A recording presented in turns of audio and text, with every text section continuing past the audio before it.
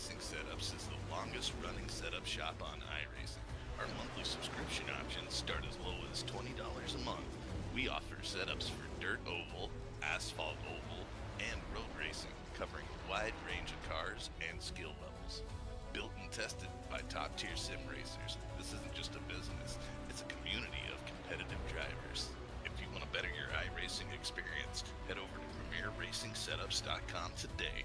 And remember, if you don't get one, you're going to chase one.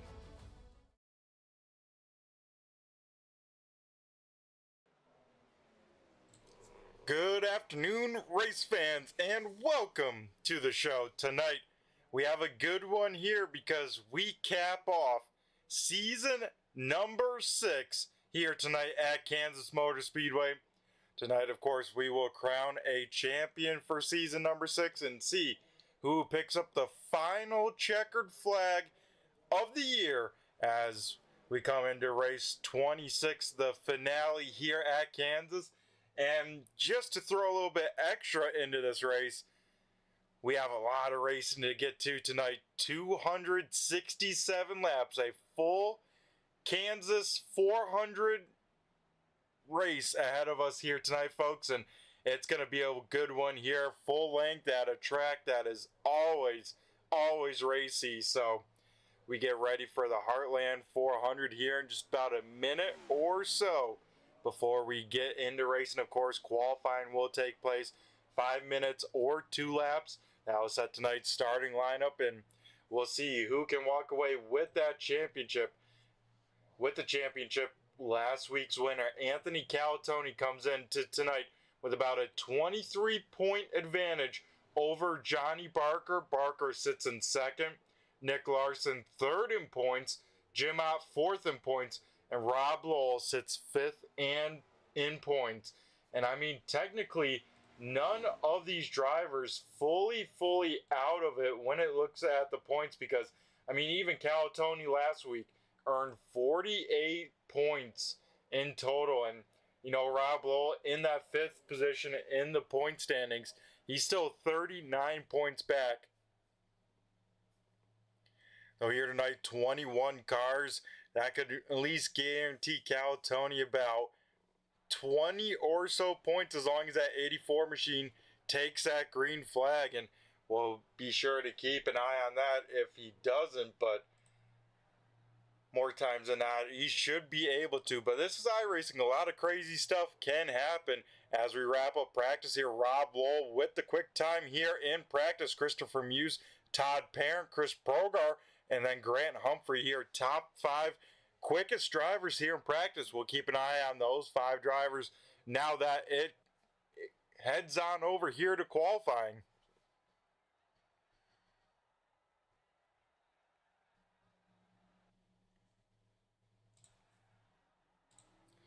And it looks like the fastest car here in practice going to be one of the first here to roll to the Speedway. That is that GStone 21 of Rob Lowell.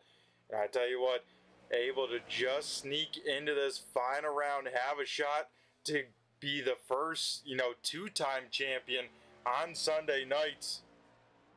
Actually, I think Rob actually has him. Let me double check that. But nonetheless, here comes that 21 machine off of turn number 4. Rob Lowell here goes on the clock here tonight in qualifying. So as we know, this track really racing. Qualifying probably not going to matter as much compared to some other tracks, let's say, on the schedule, because one, the length of this race as well as this racetrack itself, very dynamic. We'll see cars running the top, the middle, the bottom here. So getting up 2 different positions, not going to be a trouble when it comes to tonight. The question is who will have that right strategy, who will have the right pace, because a long way to go here tonight in this one. 267 laps going to be the distance here in this one. Lowell lap number 1 at 30.09 just gets bested by the 4 of Jim Ott. Ott able to throw down a 30.06. We'll see if Rob can here improve on lap number 2 across the stripe for the final time here in qualifying. He cannot at 30.25 for lap number 2 from the 21 machine. A driver with a big night that he needs here tonight. It is a 6 car of Johnny Barker. Barker, remember, coming into tonight, second in points. Everyone trying to chase that advantage from the 84 machine of Calatoni. So, and Calatoni here putting that car with the quick time so far. The only driver in the 29-second mark, a 29.99 for the 84 machine. So, man, that's going to make it even more tough for the rest of the field if Calatoni already starts this race on lap number 1 with a bonus point for lap lead. Johnny Barker there, lap number 1 at 30.54 for the 6 machine. So Barker gonna try and find some more speed, let's say, in this second lap as big time wiggle there off of turn number 2. Barker a little loose that time around, so we'll see if that impacts this lap. This lap does look a little bit faster there than lap number 1. The question is, how much faster is it? Because right now he sees 3 other competitors there in the top 3. As Barker only able to about shave a tenth of a second off of his time, a 30.40 for the 6 machine. Chris Proger here just able to jump into P number 9, so the 7 machine lap number 1 at 30.32. We'll see if Chris can improve here on lap number 2. Also, Tyler Waltz there will slot now into the 9th position with a 30.30.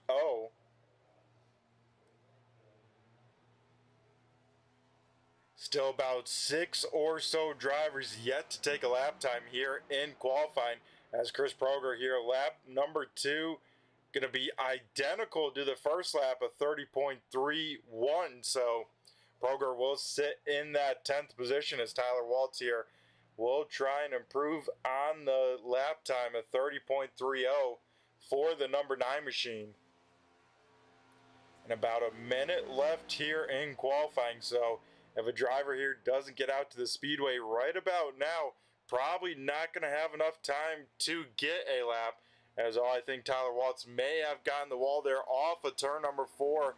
We'll have to keep an eye on that race car, see if that is the case, as he will bring it to a slow, and no change for the 9 machine, so may have gotten a piece of that wall there.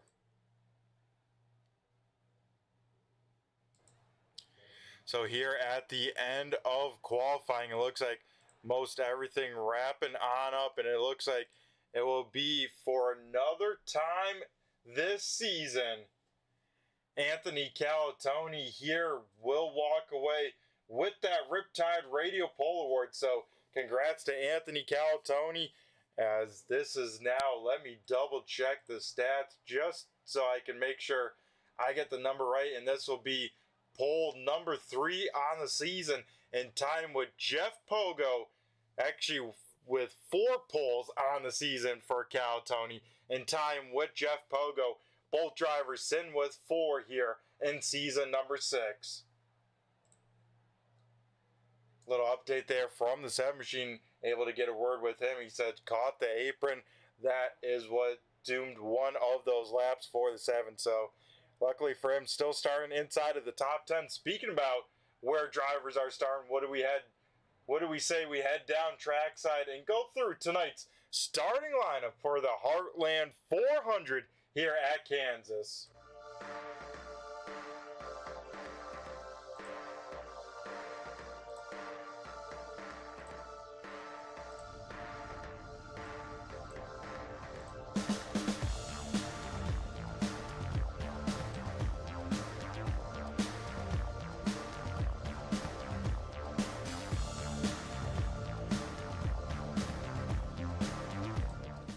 So here we go tonight. We get ready to rock and roll for 267 laps. Tonight's starting lineup will look like the following. Is our pole sitter is our points leader coming into tonight. The 84 machine looking to walk away with his first ever championship. Anthony Calatoni will lead the field to the green flag. To his outside, another playoff driver with that green number, It is the Auto Owners Insurance number 4 of Jim Ott. Then we head back to P number 3, another of those playoff drivers. That is that black and red GStone 21 machine of Rob Lowell. Grant Humphrey in the 48, he will roll off 4th. And Mike Kelly in the 43 machine, won on Friday night, he will start in 5th. Starting in 6th, the 97 machine of Jeff Pogo. 7th going to Dylan Canova in the 72 machine. Rick Hayton, a great qualifying effort for the 30. He will start in 8th. Tyler Waltz in 9th. And Chris Proger in the 7 machine here rounds out the top 10. Rolling off 11th is the 6 car of Johnny Barker. Steve Ritter in the 61 will start 12th. 13th going to the 46 of Eli Raposa. Scott Simley will roll off 14th. Todd Parent in 15th. Chris Melton will start 16th. 17th is Nate Brooker. Frank Flores in 18th. Christopher Muse in 19th. Sean Deal will start 20th, and 21st will be Evan Fuquay. As here we go, folks. We get ready to rock and roll for 267 laps as the iRacing pace car here heads down to pit road. Anthony Calatoni on the loud pedal. We go green flag racing for the final race here tonight in season number 6. Everyone going to be trying to get down to that bottom side, at least through turns 1 and 2. That is the shortest distance as cars trying to get up to speed. Rob Lowell here already taking it easy just a little bit in that 21. Definitely has a strategy plan for that race car. He will try and keep up to that. Also, interestingly here tonight, you may have noticed there's only 4 drivers with a green number here in the championship race here tonight. Nick Larson not here, not able to make the race. So Larson will probably finish 5th in the standings with missing here tonight. The lap number 1 being led by Anthony Calatoni. That'll add another point to the 84 machine on the season. Jim out there sits in 2nd, and look at this, Jeff Pogo quickly trying to get up to the front in that 97 machine. Pogo already up into 3rd. Grant Humphrey sits in 4th, and Mike Kelly, as well as Grant Humphrey, sitting right where they started, both 4th and 5th. Johnny Barker here trying to make his way up through this field. Like we saw Barker starting the lowest of the kind of final 5 drivers here tonight. He's starting in that 11th position, already up into 7th here behind his teammate in that 21 machine. So 2 Wolfpack racing drivers here, nose to tail, sitting 6th and 7th, trying to make sure they stay on strategy. I know those guys work a lot during the week to try and make sure they are as prepared as possible when it comes to green flag time here on these Sunday nights.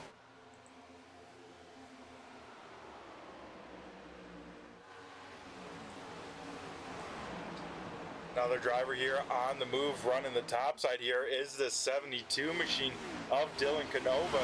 Canova here started in that 7th position, lost maybe a few spots there on the start.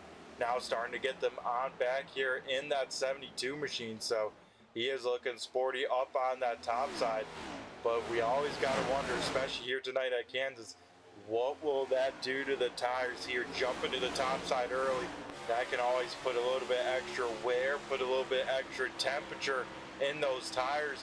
And you know, you won't feel it, you know, first 10, 20, maybe even 30 laps. But then after that, that handling can start cliffing off very quickly in these race cars. Racing all over the speedway, we see the 7 machine of Chris Proger here there to the outside of Tyler Waltz. Those 2 will do battle for the 9th position. Then right here as well, Nate Brooker, Eli Raposa here in a battle, as it looks like Brooker will get around the 46 machine and slot into 13th. So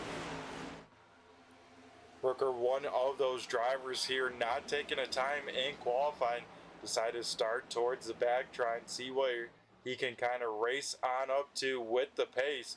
as the next car in front of him is that Good Wrench Racing number 30 machine of Reba Caton.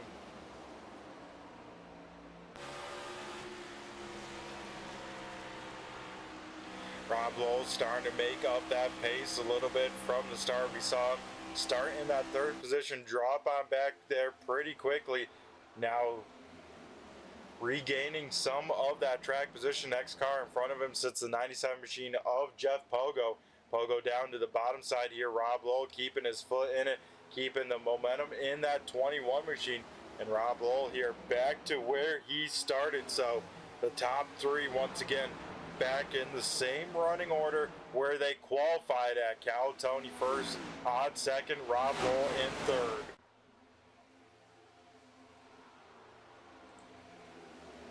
Johnny Barker and Mike Kelly here in a good battle side by side, and the 7 machine of Chris Broger there maybe a little bit into the wall through 3 and 4.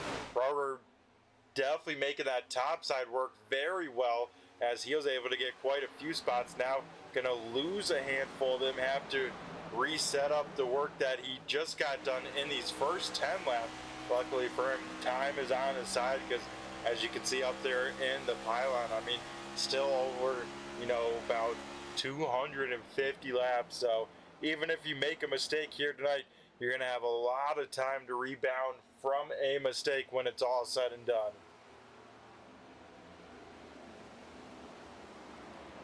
So Nate Brooker was able to get around Tyler Waltz. Waltz will come on back. 3 wide race in action here into turn number 1 as Waltz down low, Brooker in the middle, and Chris Broger up top. Broger going to have the biggest run of the 3 cars. He'll get back and stay in that 10th position for the time being. But here tonight it is Nate Brooker as well as Christopher Muse. Muse, of course, pretty sporty when it came to practice.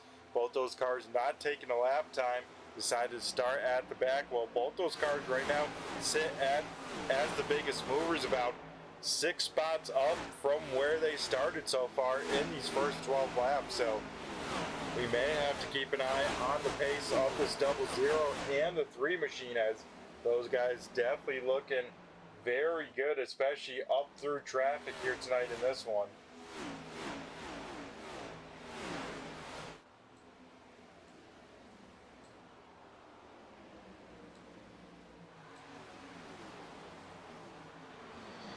As we see Nate Brooker here continuing to make his way up to the front of this one, trying to get around now that Bone Drive Roofing 61 machine of Steve Ritter, and going to do just that there off of turn number 2. So Brooker inside of the top 10 for the first time here tonight, now up into 9th here as Ritter going to try and get that spot back from that low side here. But Brooker will have that momentum up top, going to be able to hang on to it, as we can see up in front of him. Inside of the top 10, kind of spread on out for the most part, at least for the time being. Right behind them, Chris Broger here trying to get around the 61, going to do just that there.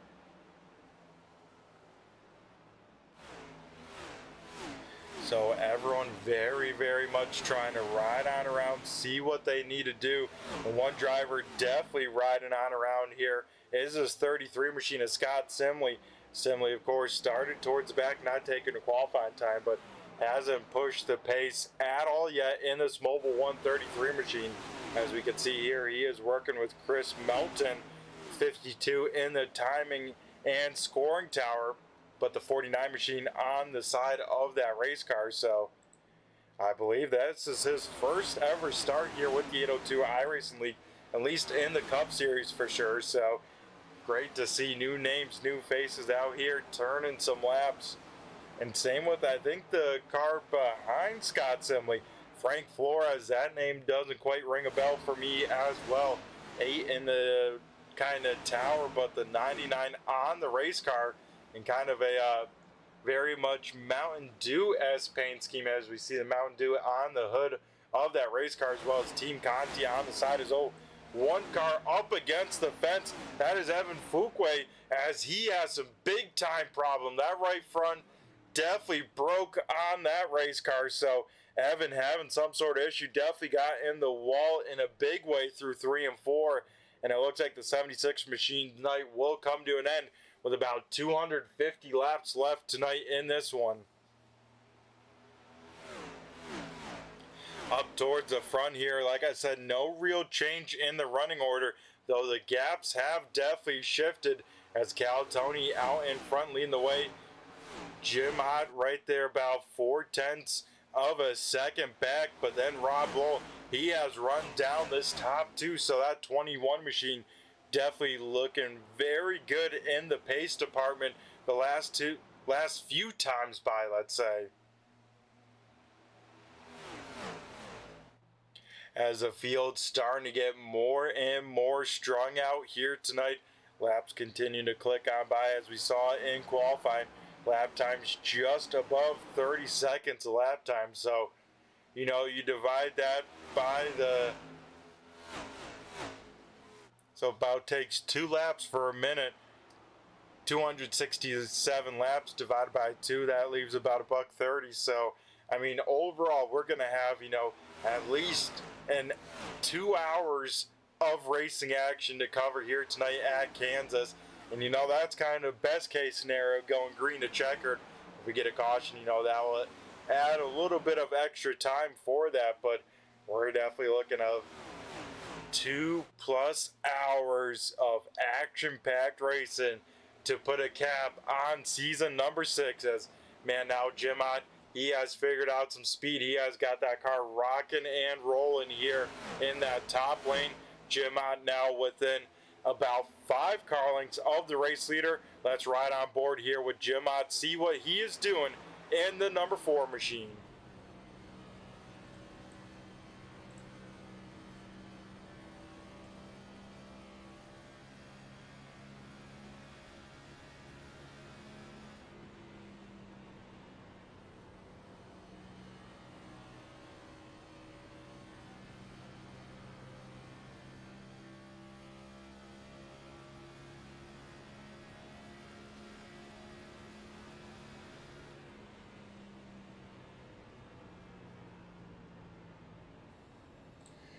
As folks, we get our first caution of the evening out here at the Kansas Motor Speedway. So caution number 1 underway, and it looks like it involved a 49 on the car, or the 52 machine of Chris Melton.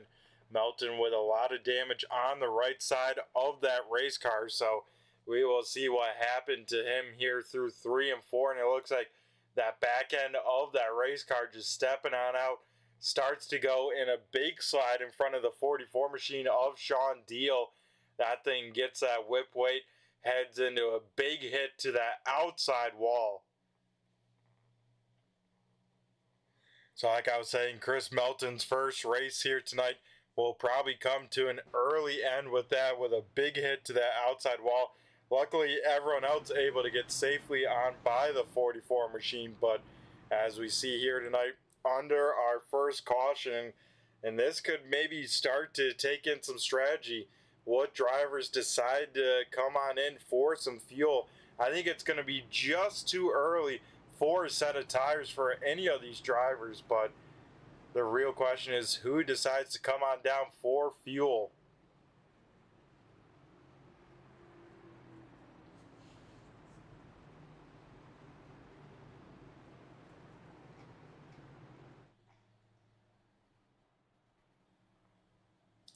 Cal Tony will stay on out, but it looks like a lot of the field here down to pit road for that fuel and maybe tires.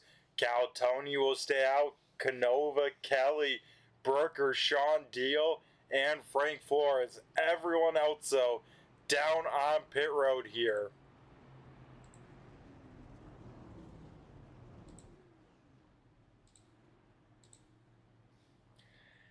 And it looks like most of the cars here coming down to pit road going to get a full service on their stop. Grant Humphrey looks like going to take fuel in the 48 machine, but Jim Ott and many others here, a 4-tire stop here in this one. I was wondering if it was maybe too early for tires. A lot of people thinking not the case, so this is going to be interesting early on in this one. We already see quite a bit of different strategy here in this one for the Heartland 400.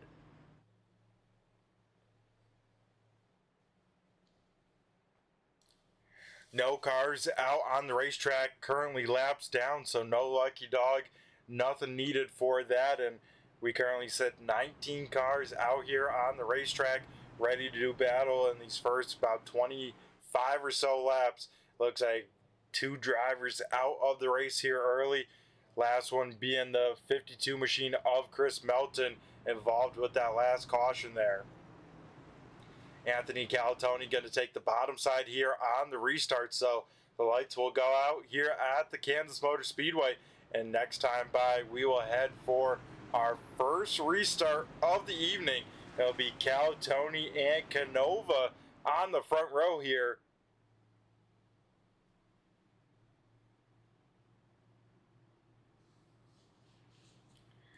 The first driver here with 4 fresh tires will be the 4 machine of Jim here. So I will be starting, looks like about that 8th or so position.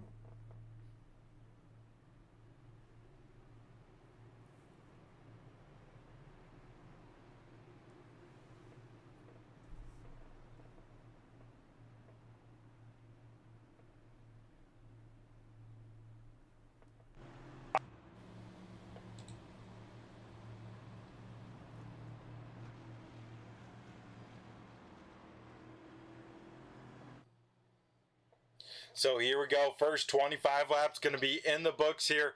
It'll be Anthony Calatoni going to be in control here in the restart box. Going to go dead center right in the zone as we head back to green flag racing here. A great start for Calatoni. Now here comes Mike Kelly for the second position here in that 43 machine.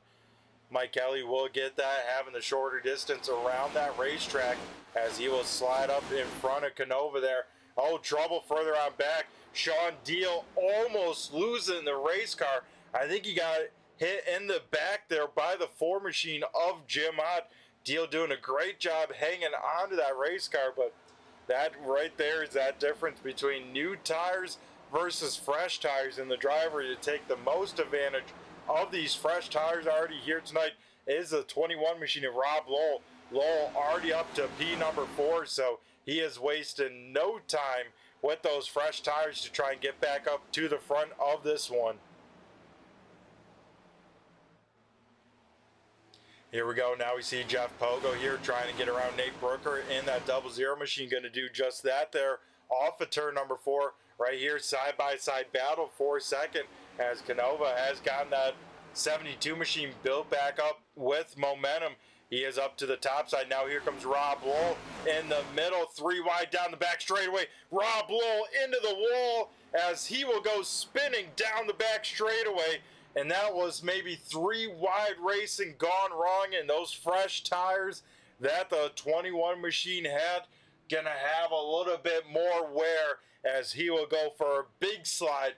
Luckily for him, his night not over as he will continue to keep on, as looks like not too much damage on that race car.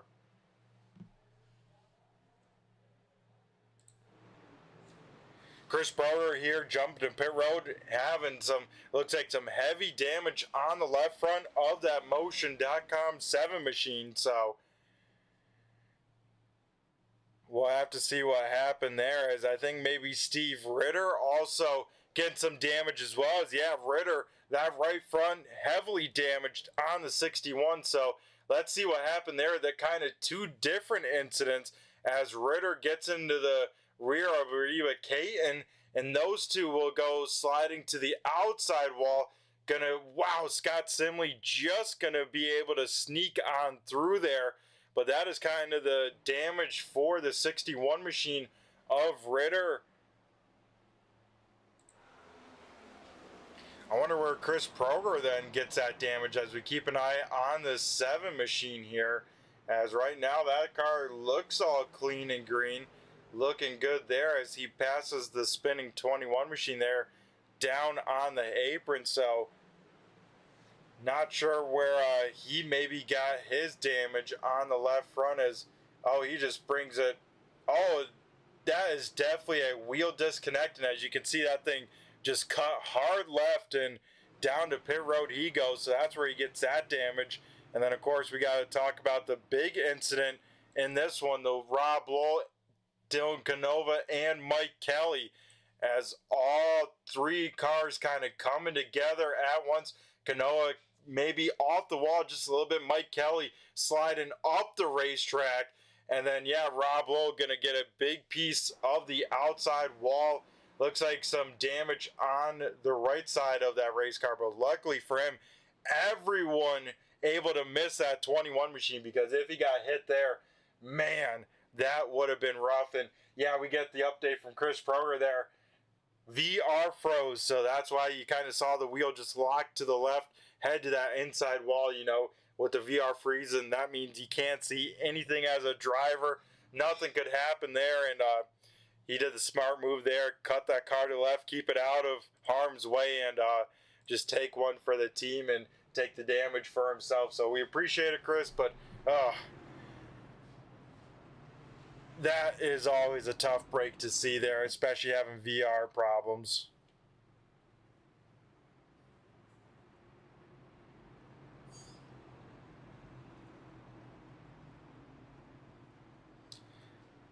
And quite a few discussions here out on the Speedway of people with the last couple of incidents here, trying to figure out maybe where the blame is at or anything like that. But look at this, we're already lights on out around Kansas once again. We get ready now for our second restart, so right on the back foot of our first caution, we get our second one.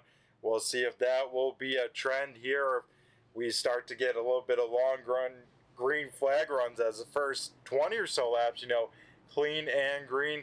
Now these last 10 laps, we see 2 cautions within that time. But here we go. Once again, it's going to be Anthony Calatoni, Mike Kelly on the front row.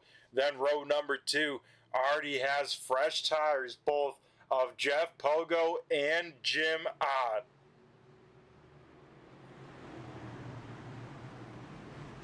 Yeah, Chris, we look forward to seeing you in the new season there. Excited to hear new number on the race car. Can't wait to see that. Sorry again about your VR and that trouble. That's always frustrating to have, but we give you a lot of props here, and we appreciate it to do the right thing there and cut that car to the left. And sucks for you, I know, though. But here we go. We head back to Green Flag Racing. Calatoni gets a good start up towards the front here. Mike Kelly up in that second lane, having to travel that further distance. Can't quite keep up, especially with those new tires. Now here comes Jeff Pogo and Jim Ott now sitting second and third out here on the Speedway, as everyone else here quickly trying to get single filed on out. Here comes now Jeff Pogo, gonna keep his foot in it, head to the high side, build up that momentum in the 97 machine. Pogo will now head to the inside, side-by-side battle here for the race lead for the first time here tonight, as Jeff Pogo with those fresh tires is able to keep a lot more center speed than those old tires. New race leader here on lap 34. Jeff Pogo takes over the point here in this one.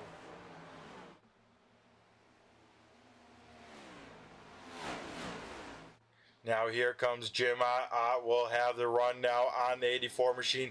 Ott going to try and do the same exact move that he saw his teammate Jeff Pogo do, and that he'll do. Jim Ott up into second, and Anthony Calatoni here back to third. But remember, already tonight, about a 23-point advantage he has over Johnny Barker. The 84 machine still in front of Johnny Barker. And I mean, with the cars still out here, Steve Ritter, Chris Proger now done. That makes now 4 drivers out on the race. About 17 drivers still on the lead lap. So pretty much from here on out, if Anthony Calatoni can pretty much finish this race, no matter where he's at out on track, he will probably be our season number 6 champion.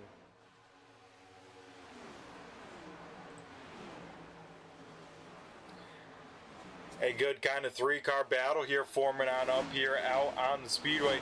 Grant Humphrey on old tires. Remember, Humphrey only came down for fuel in that 48 machine.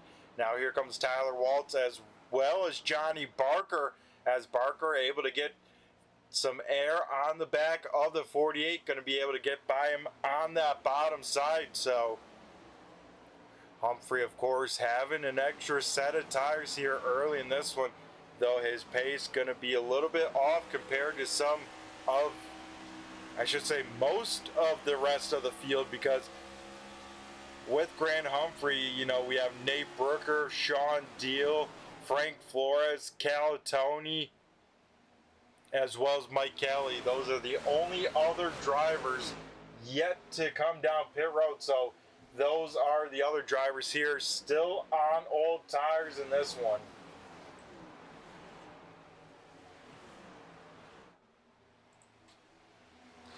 Out in front, new race leader Jim Ott has taken over the point. So Ott here qualified in that second position, now takes over the point from his teammate. So Jim Ott out here leading in this one. Here as we start lap 39 of 267, still over 200 laps left tonight in this one. As old trouble for the 46 machine, Eli Raposa will go through the grass there down the front straightaway. So Raposa, if I had to guess, probably got a piece of that front stretch wall there off of turn number 4. That shot that race car on down through the grass, and we can also kind of see that a little bit too with that damage on the right front corner of that race car.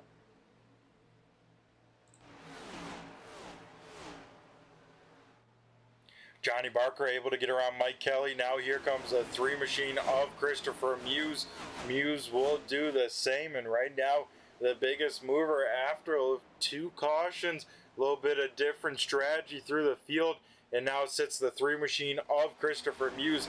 Biggest mover at the moment, of 13 spots from where he started. But remember, Muse was the second quickest driver by the time practice ended. So this 3 machine definitely has some good speed in this one.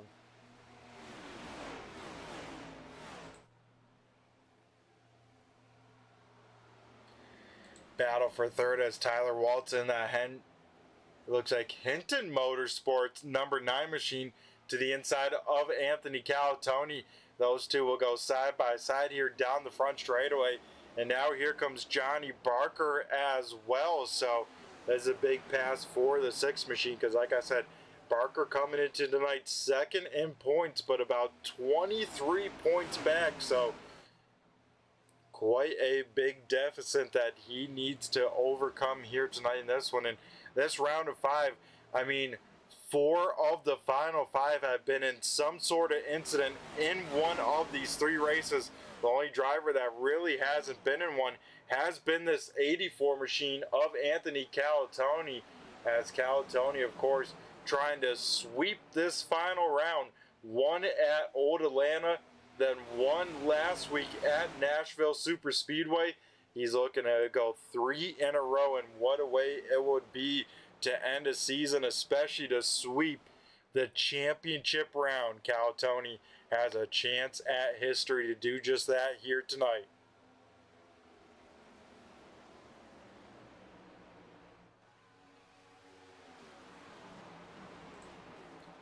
Scott Simley, he was one of those cars kind of riding on around here at the start of this one.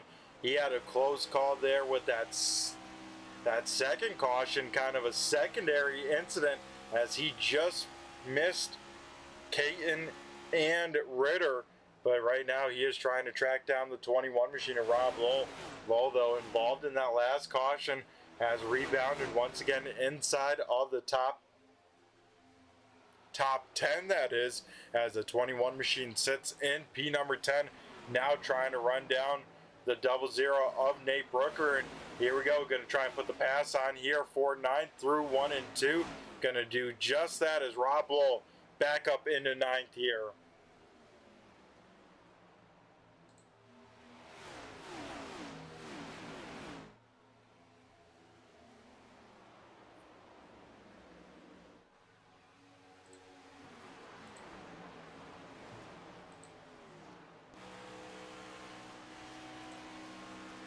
Right on board here with our second place runner, Jeff Pogo. Pogo now starting to feel a little bit of pressure here from Tyler Waltz, as Waltz has driven on up to the 97 machine because he has needed to keep up this pace, because here comes now the 6 of Johnny Barker as well. Barker looking to get a bonus point to at least try and tie the amount of points so far that Calatoni has earned here tonight. Of the playoff drivers, only Calatoni, of course, our current race leader Jim Ott, has picked up a bonus point for a lap led, as still side by side here for that third position, as Johnny Barker in the 6 down low, Tyler Waltz up top in the number 9 here. Waltz will get a piece of the wall there off of turn number 4. That is probably the break that Barker needs, as he's not quite clear by the time to get back into turn number 1, but here through 1 and 2, that 6 car should be able to clear and slide on up to the wall off of turn number 2. Yes, he is right there. Right behind them, Christopher Muse to the outside of Anthony Calatoni. Muse now into the top 5 for the first time here tonight, as Calatoni here on these old tires, he has yet to pit, so these first about 50 or so laps, Calatoni still on the original tires on that race car here. And I tell you what, even with these original tires, you know, Calatoni about 2 to maybe 4 tenths at most off of the pace. So being 20 lap older tires, Calatoni doing a great job at hitting the right pace that he needs to be hitting to continue to stay even inside of the top 10 here. Johnny Barker now going to get a piece of the wall there off of turn number 4, so that opens up the door for the 9 machine of Waltz. He'll go back to the bottom here, as Jeff Pogo here to the top side as well in that 97 machine. I'm sure Pogo trying to play some of that teammate racing game, trying to give dirty air to as much as he can to the cars behind, trying to get the cars behind and burn their stuff up as much as possible, that if they do get around him, they struggle that much more to get around his teammate of Jim Ott. So first 50 laps done and over with here tonight. Kind of about a fifth of the way through tonight's race, as Old Trouble here, it looks like for the 72 machine, as Dylan Canova here spins down on pit road, but we stay under the green flag conditions here, so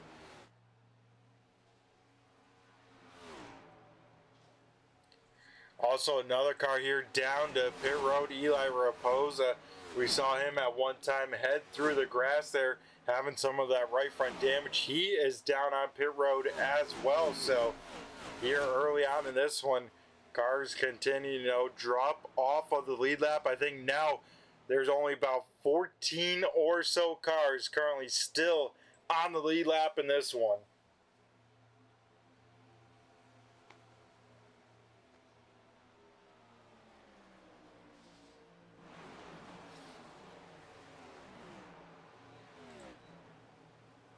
Scott Simley here has run down Nate Brooker. This would be a battle for the 10th position out here on the Speedway, as Simley to the maybe outside of Brooker, not quite able to get a nose to the top side there of the 00 machine, but Scott Simley, another one of those drivers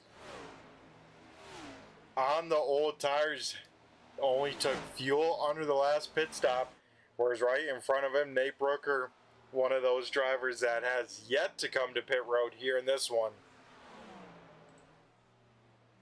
Johnny Barker, Jeff Pogo now side by side, as Pogo here hangs on to the second position for the time being, but a big lunge there by the 6 machine of Barker, trying to keep the nose to the inside of the 97, trying to keep some clean air on that race car, but Jeff Pogo going to keep that momentum built on up there and going to be able to hang on to P number 2 here in this one. So a good battle here from second on back starting for him, because here comes that 3 machine of Christopher Muse.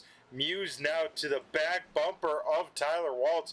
Let's ride on board here with Muse, see what he is seeing, see what he is doing in that number 3 machine.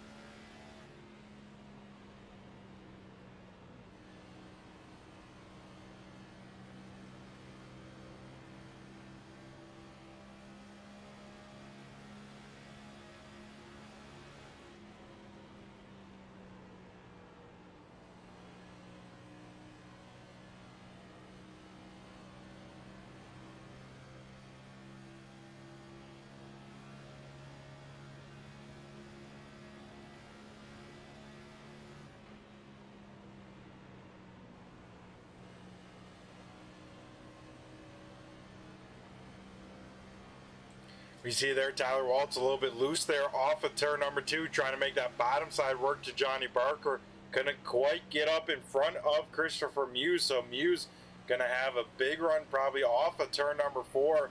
As, oh, maybe not. Muse a little, not the big run that I maybe was predicting for him to have that time by, but we can see this pace in the top 5 has picked on up because they have run down here Jim Ott, so Ott may have to try and start picking up the pace just a little bit. Say, hey, we saved some tires at kind of the beginning of the run. Now start to pick it back up here because that top 5 has closed on in ever so slightly. Top 5 all within a second of one another for the time being.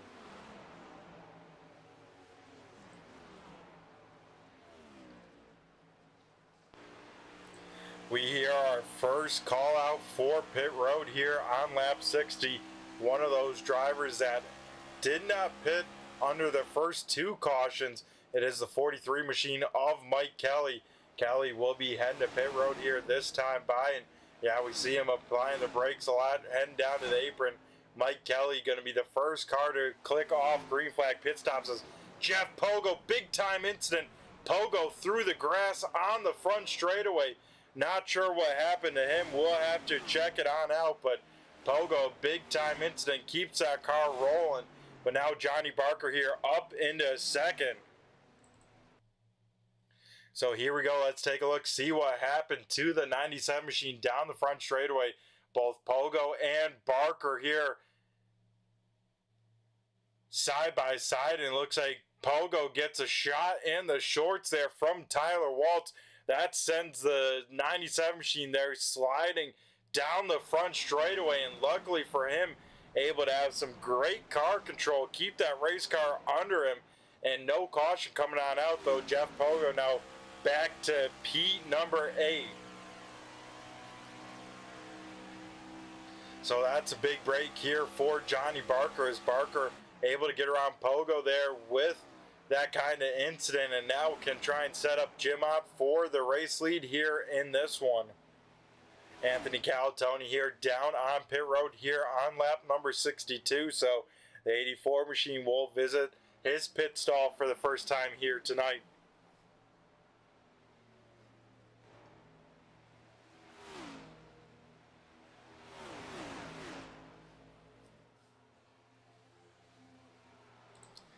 Another one of those drivers that did not pit here coming on early during this green flag pit stop, the 44 machine of Sean Deal. Deal now the next taker to pit road, and woohoo, got a little bit loose there, applying heavy brake, having a lot of rear brake bias in that 44 machine. And that's something that drivers are going to have to be aware of, you know, a lot of brake bias in the rear, especially at this place, just to get that rotation on corner entry or whatnot, but then that could be a detriment when you slam on the brakes to pit road speed, as Deal a little squirrely there on that one, but luckily able to keep it on under him. Now Nate Brooker here looks like nice and safely down to pit road. As the sun continues to set here tonight at Kansas, we start to head into sunset here.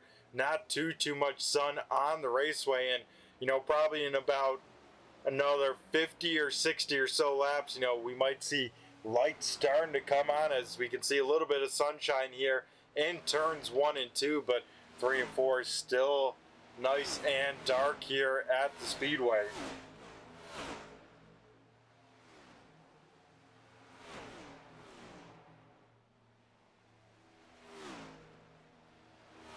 But Johnny Barker here still putting the pressure on Jim Ott for that race lead. Ott, though, last couple times by, going to be slightly better than Johnny Barker. So maybe the pace is starting to flip between the 4 and the 6 for the time being. As I think Johnny Barker maybe just scraped the wall there off of turn number 2. That will cost the 6 car quite a bit of time.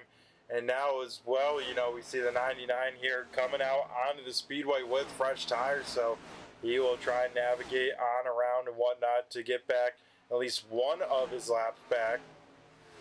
As it looks like once you pit, you at least go one lap down, if not more.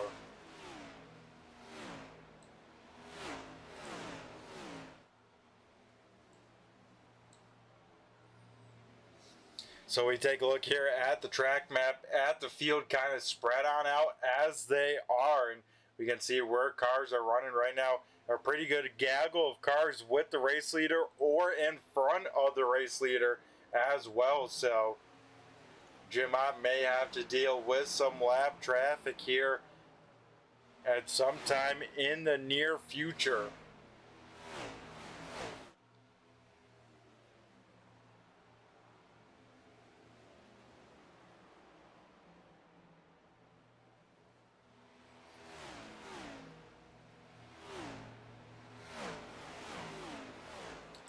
But looking overall, especially at lap times, leader Jim Ott 31-3, Johnny Barker 31-2. Though where the drivers that pitted here on lap, 60 or so, Mike Kelly 30.9, Anthony Calatoni 30.8. So that is the advantage of new tires. Half a second, nothing super crazy, but that is a half a second each and every lap.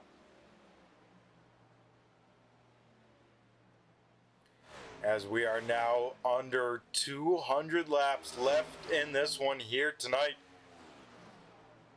As still the top four still all within a second of one another. As Christopher Muse here, like I said, has tracked down Tyler Waltz. Hasn't been able to get around the 9 machine. Tyler Waltz having himself a great night in that third position. Johnny Barker, of course, needing a big night here tonight, sits second. And Jim Ott, another driver, needing an even bigger night. He is currently leading the way, and right now starting to get close to Anthony Calatoni's laps led here so far in this one. Here we go, Christopher Muse now having a good run off of turn number 2. Will shoot to the inside of Waltz. Waltz will just put the right rear quarter panel on the wall there through 3 and 4, though Muse will get that spot. So now the 3 machine up a whopping 16 spots from where he started. And I don't think this 3 car is done here tonight, as he now sets his sights on the top 2. Top 2 now dealing with some lap traffic here in this one. Eli Raposa will stay up against the wall, up out of the leader's way, and top 3 able to get it right on around there that time by.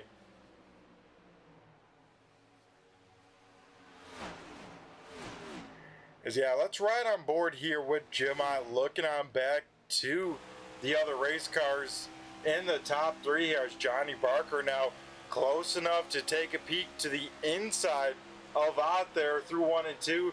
Going to do the same here through 3 and 4.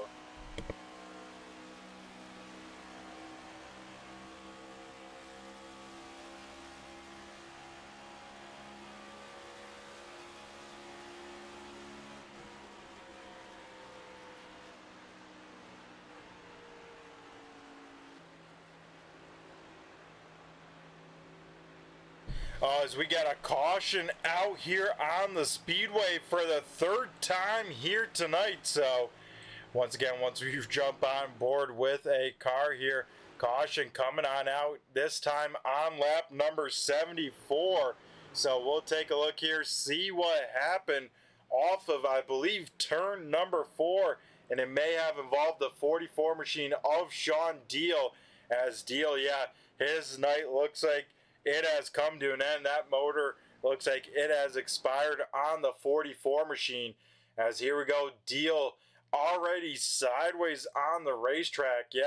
Not sure what happened to Sean Deal, as he is already down on the apron, kind of sideways in that car. Then, big time hit, and man, Mike Kelly having nowhere to go makes a huge impact with the 44 machine. So the 43 and the 44 going to be out of this one. let's maybe ride on board here with Mike Kelly and see what he saw, because I assume saw a car spinning down low, then all of a sudden car just in his lap.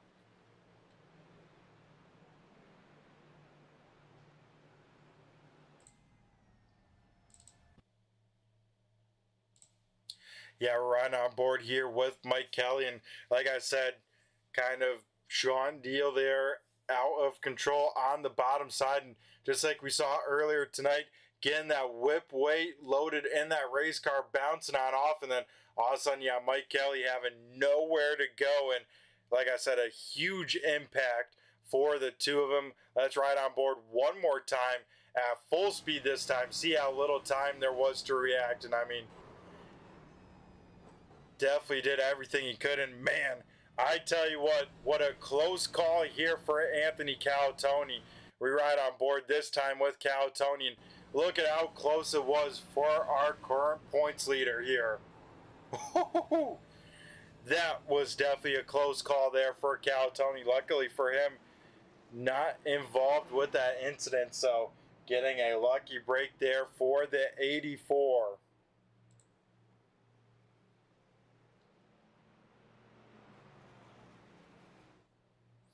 So most of the field here down on pit road here this time by, and it looks like it'll be Jim Ott, first car to pit road, the first car off of pit road, Johnny Barker second, Tyler Waltz third, Rob Lowell now up in fourth, and Grant Humphrey here rounding out the top five.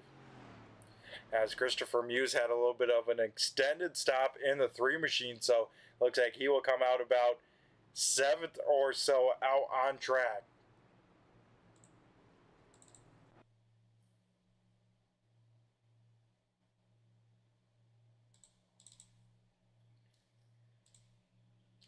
Yeah, and it looks like Sean Deal just started to get sideways through 3 and 4 on his own.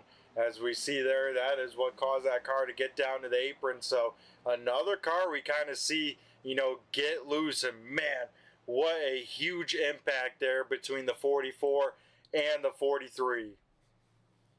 Yeah, another car here getting loose in the middle of the corner. So that's at least been the second time we've seen that here tonight. So drivers probably definitely taking note of that. And here tonight, with that kind of maybe tougher handling race car, I mean, now we're down to about 11 cars still on the lead lap, and we still have 190 laps still to go here tonight.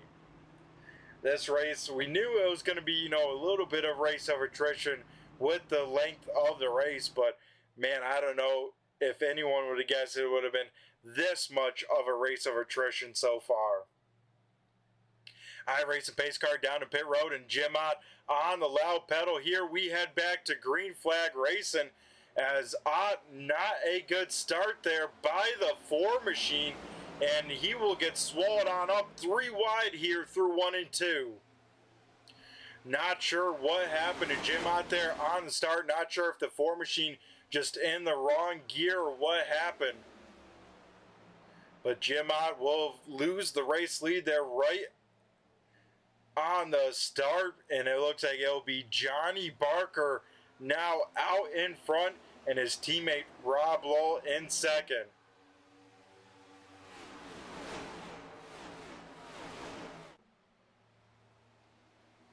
So the 2 Wolfpack racing drivers here, 1-2 for the time being in this one.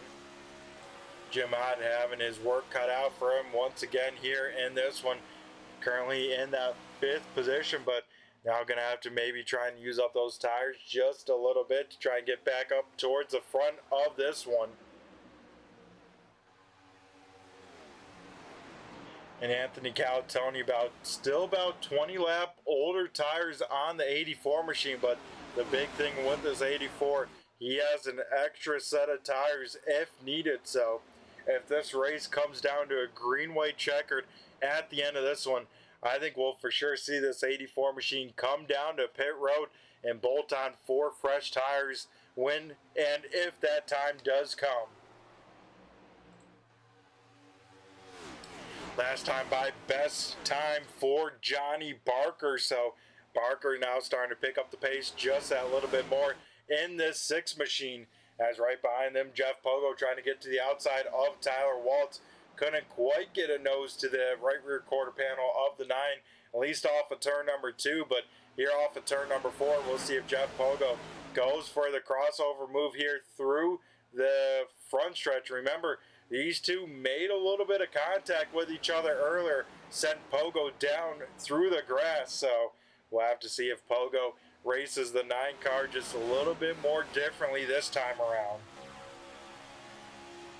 Tyler Waltz there almost got a piece of the wall, kind of had to feather that race car, and I don't think Jeff Pogo into the back of him, but man, it was very, very close there as we were switching cameras.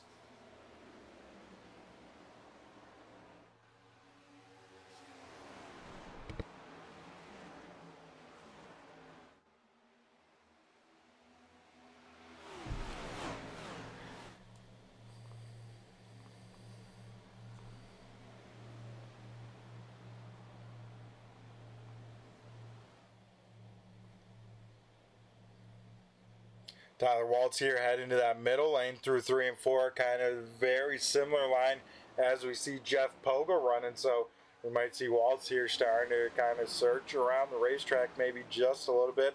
Once again, we see Jeff Pogo going to the top side there in turns 1 and 2. Once again, building up a huge amount of momentum. This time, Pogo will get to the inside of Waltz. So Waltz up top in the 9, Jeff Pogo down low in the 97. Battle for that 3rd position here in this one. And I'm sure Pogo would love to kind of keep the 9 car up there for a few laps, allow Jim Ott to close on up, and maybe let Ott get a pretty easy pass as Waltz into the wall a little bit there through 1 and 2. That allowed Jeff Pogo to get clear off of turn number 2. Rob Lowell, issue for him off of turn number 2. Had to really pedal that race car. That opens up the door now 3 wide for 2nd as Jeff Pogo to the inside of Lowell. Lowell up top. Tyler Waltz not quite having the momentum. He'll be right behind those two, but this allows Johnny Barker to get quite a bit of breathing room out in front as Rob Lowell will try and keep his foot in it in that 21 machine up on the top side there. But once again, he will get a piece of the wall. That seems like the toughest part to run in the top side, especially in 1 and 2, and even 3 and 4. We see many of cars get that outside wall on corner exit, and it seems like it is tough to really get that geometry right, place that car exactly where it needs to be to, 1, get the momentum, but then 2, be able to carry the speed that is needed in the middle of the corner to, stay side by side, let's say.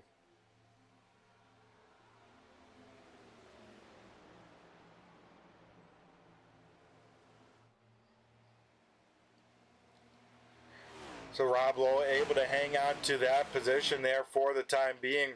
Jeff Pogo now going to try and get to the outside of the 21 machine.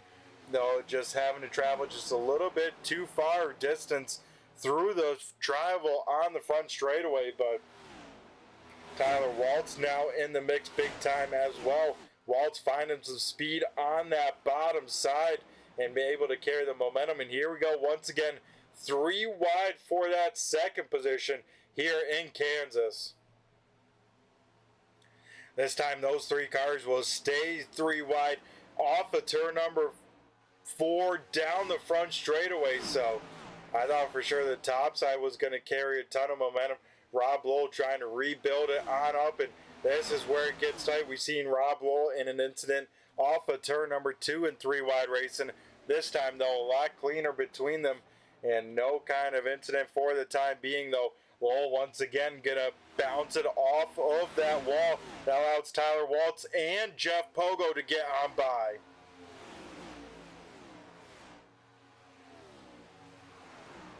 So that is kind of that tightrope those drivers are kind of trying to walk on when it comes to that top side. Is how hard can you push it, as well as how can you keep it off of the wall? Because we see right there, getting a piece of the wall could kill that momentum just for that one lap, but that one lap does matter quite a bit, especially if there's cars kind of close to you. Eli Raposa here once again. Down on the pit road here in this one. So I'll probably put about 13 cars here tonight currently out here still on the racetrack. But of course, 12 and 13th, you know, we see laps down in this one. Flores currently in our lucky dog spot. So Frank Flores in this Mountain Dew machine in the lucky dog spot. And then Mariba Caton, remember, involved with an incident right around the second caution time.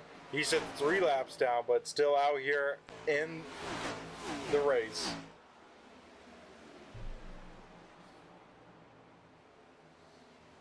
Jim Ott able to get around Rob Lowell as well as Jeff Pogo. So Ott back up into the podium spots here for the time being. Tyler Waltz kind of in his own island trying to track down Johnny Barker. And last time by, Waltz was faster than Barker. So he is able to start to track down that 6 machine.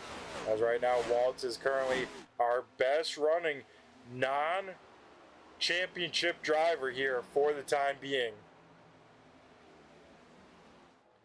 Anthony Calatoni, even with those older tires, starting to find the pace once again as those drivers with those fresher tires maybe start to use up their stuff just a little bit.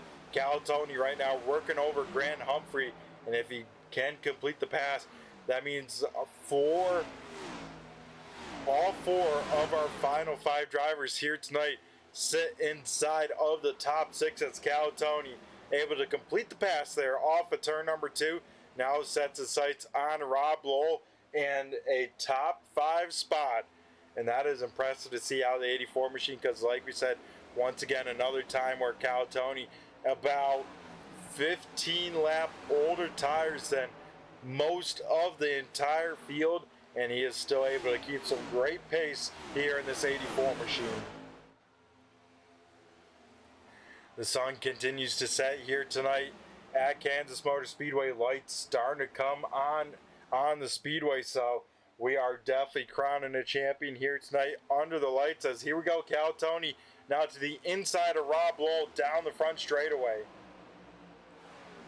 That's right on board here with Rob Lowell, trying to take a peek to that 84 machine down to the bottom side, as Rob Lowell once again going to get in the wall. This time a big time in the wall as Muse will go on by, as well as the 48 of Grant Humphrey. So once again, we see Rob Lowell just leaning on that top side just a little bit too much and paying the price for it there. Though still within striking distance of most everyone up in front of him. But I tell you what, these top 2 have started to check on out as they sit about at least a second and a half over third place Jim I here tonight. So Johnny Barker, Tyler Waltz definitely using the pace here to their advantage and definitely pushing the pace here in this one.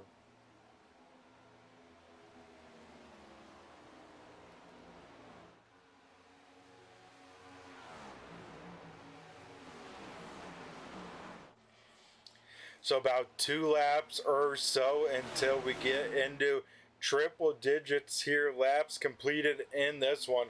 We click on over to lap 100 of 267 here in 2 laps. And yeah, so far here tonight, 3 cautions on the evening, but it has been a race of attrition. You can see that in the standings. I mean, we have already in this one, we have about 6 drivers out of the race already here in this one.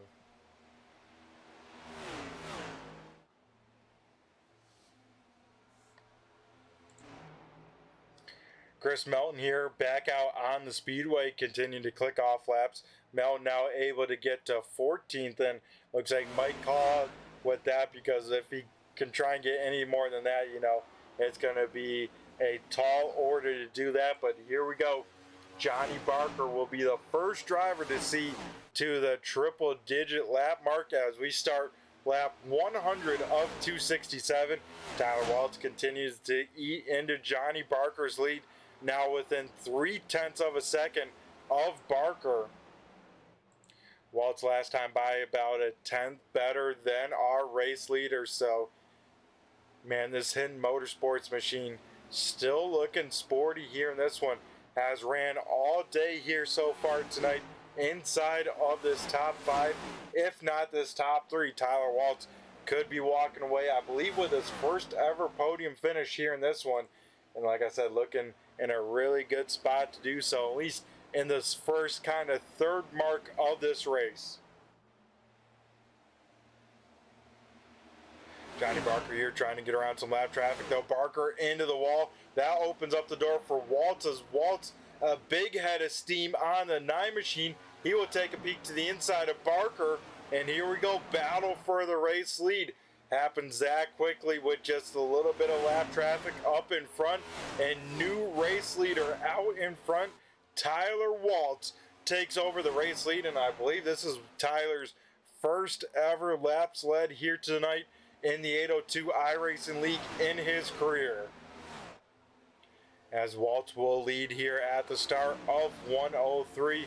Right behind them, still a great battle here from 4th place Jeff Pogo on back to 8th Rob Lowell, as all those cars, within 2 or so car lengths of one another, as old Jeff Pogo a little bit loose, Grant Humphrey in the wall, and Anthony Calatoni continuing to try and drive his way up to the front in this one.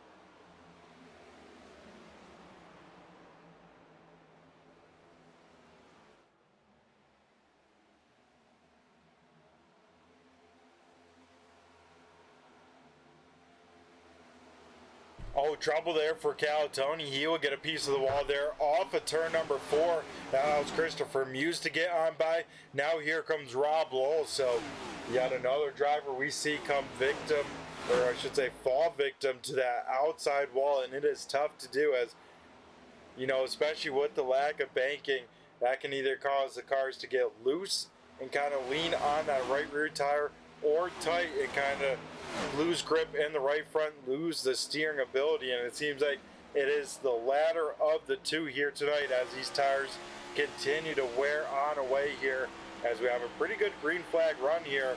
Now over 30 laps already done here in this one.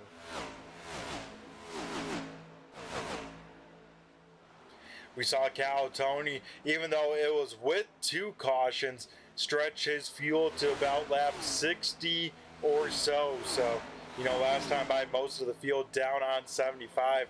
So that will put him pinning probably right around the halfway point of lap 130 or so.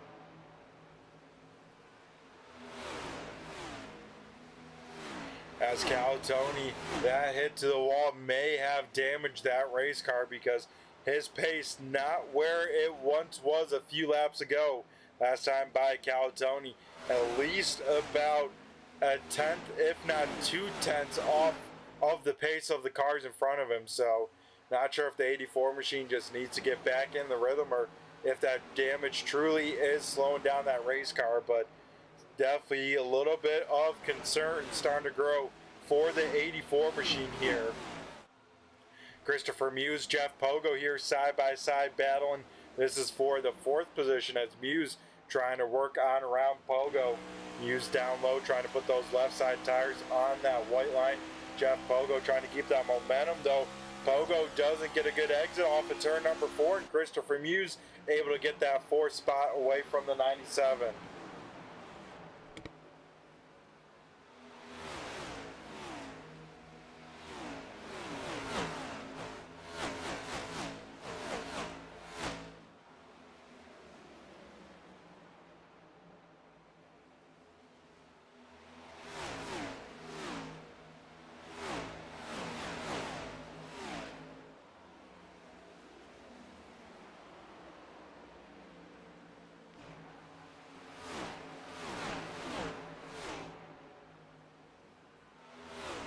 So the sun definitely in full set mode here at Kansas Motor Speedway. Lights on around the speedway. Like I said, we'll definitely be crowning a champion here tonight. Under the lights out in front, Tyler Waltz has extended his race lead to about a second advantage over Johnny Barker. Jim Ott sits about 2 3/4 seconds back from Waltz. And then, of course, Muse just getting around Jeff Pogo a few laps ago. And Grant Humphrey here putting pressure on Rob Lowell. But both these cars catching the 97 machine of Pogo as well. Cal Tony here starting to lose touch of these race cars. So, yeah, Cal Tony having the pace that he pretty much needs here, but not able to have the pace that he had before in the 84 machine.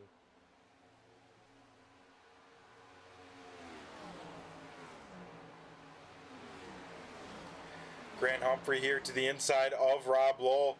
Looks like we'll be maybe able to get the pass done here off of turn number 2. Yes, he will. As Rob Lowell once again into that outside wall. I think that 21 machine definitely has the most Kansas white on that race car of anyone in the field here. But luckily for him, it has all been kind of light wall grazes. You know, no real damage from that 21 machine, at least to wall hits for the time being here in this one.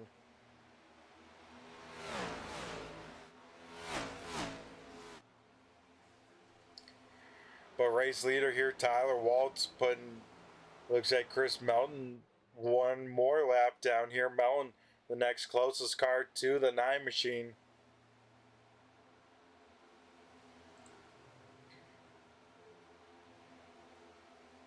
As Rob Lowell, Anthony Calatoni now do battle for the 7th position. So Lowell might have that handling of that race car just going on away just a little bit here in this one, as he is right up against the fence, at least in 1 and 2, though. That time with that move, able to build a lot of momentum, and that race car going to be able to hang on to 7th there. So that's kind of that fine line that these drivers are dealing with. You know, you don't get the wall, you get a huge run like we just saw from the 21 machine, but if you do get the wall, then you get a huge run in the other direction, losing that time.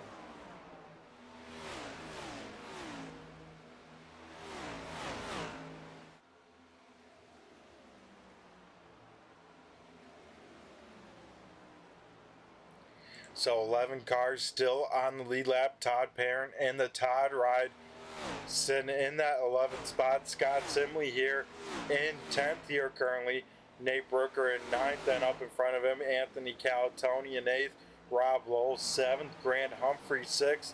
Jeff Pogo 5th. Then Christopher Muse 4th. Jim Ott in 3rd. Johnny Barker in the runner-up spot.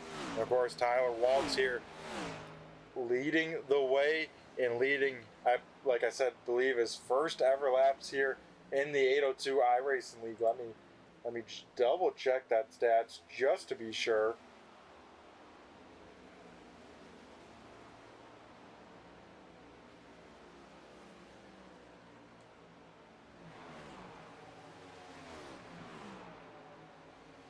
Yeah, that is the case. Tyler Waltz coming in tonight has no laps led here in this one.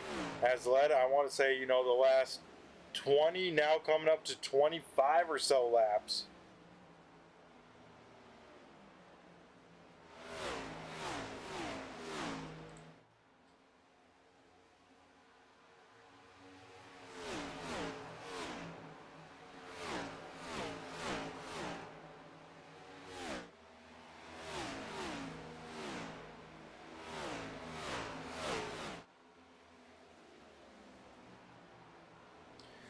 Like I said here tonight, about 10 to 30 or so laps till this next green flag pit stop window opens on up here in this one.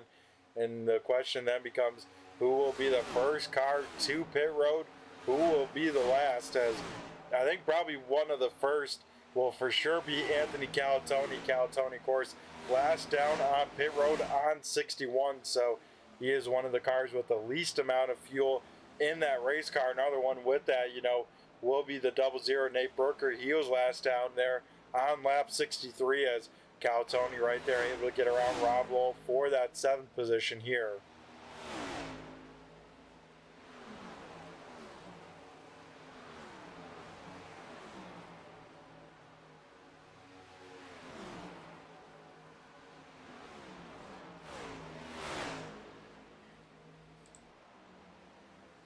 Grant Humphrey here around Jeff Pogo, so I think Pogo may have had a little bit of a moment there through 1 and 2 as he was about a half a second up in front of Humphrey.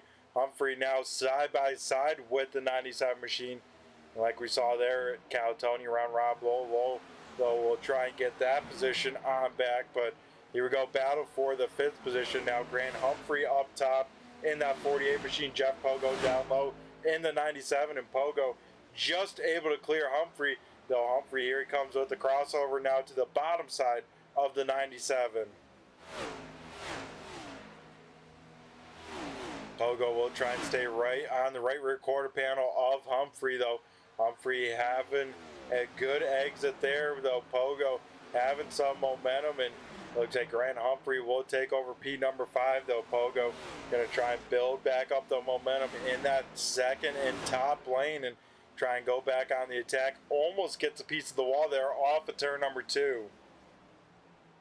Up in front of them, Christopher Muse has run down Jim Ott, now within about 3 car lengths or so for that 3rd position.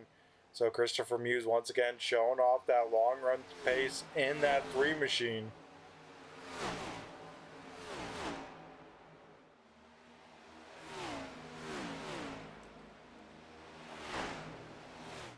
As Muse now to the inside of Jim Ott, power move there, and I think Ott saw, hey, there's no point in really racing this 3 machine too hard, as he ran me on down, and with pit cycles coming on up here, it's like, well, we can maybe try and get them on back when it comes to the pit stops here.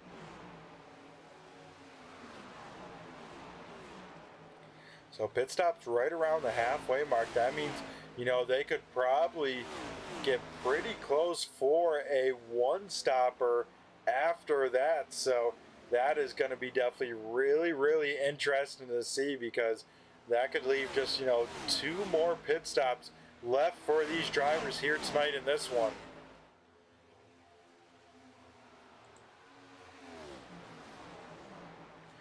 I was afraid of Tyler Waltz, you know, pushing the pace a little bit too much in the 9 machine, starting to, you know, burn up his stuff. But right now, Walt's doing a great job at the pace, still hitting the lap times that he needs to be hitting to not only keep the race advantage that he has over Johnny Barker, but maybe even increase that lead here. So, man, this 9 machine looking very sporty for the time being, as we start to get ever so closer to the halfway point here tonight in this one.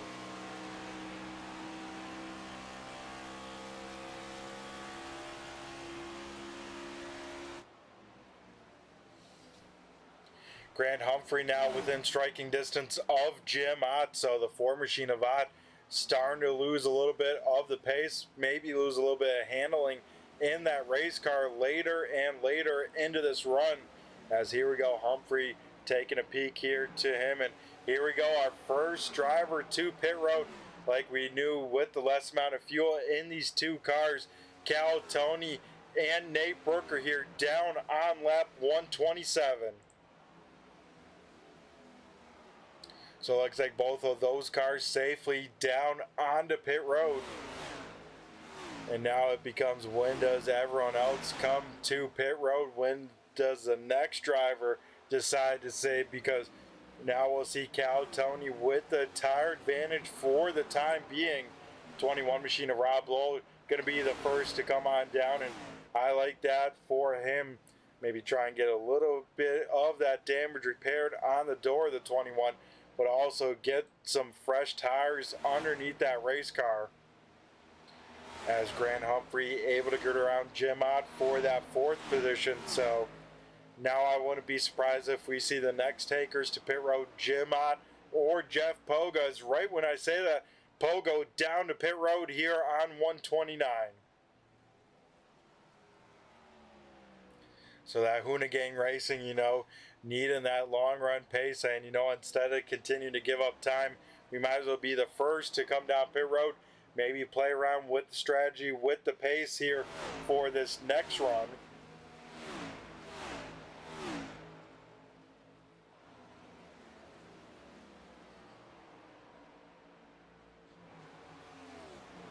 So Calatoni, Lowell, and Brooker all in and out of pit road safely.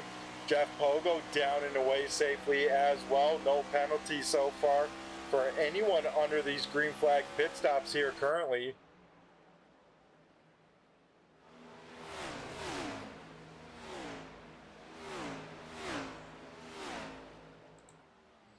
Jeff Pogo now getting that 97 machine up into speed, and Pogo about a 3 or so second advantage over Anthony Calatoni at the end of these pit stops here.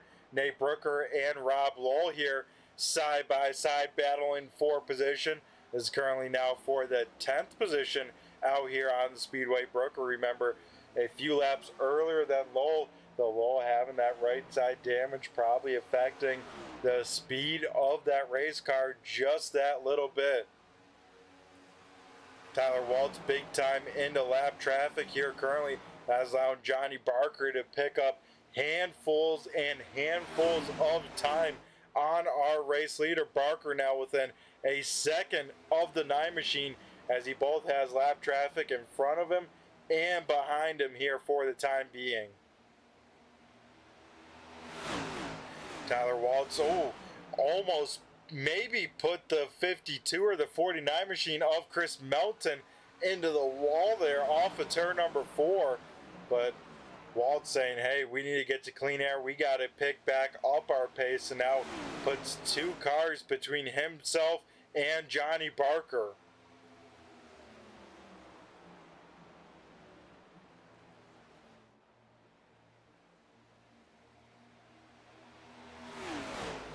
This time by for Tyler Waltz, we will see cross flags in a full-length Kansas race, halfway down, halfway home here in championship night for the finale of season number 6 of the 802 iRacing Cup Series.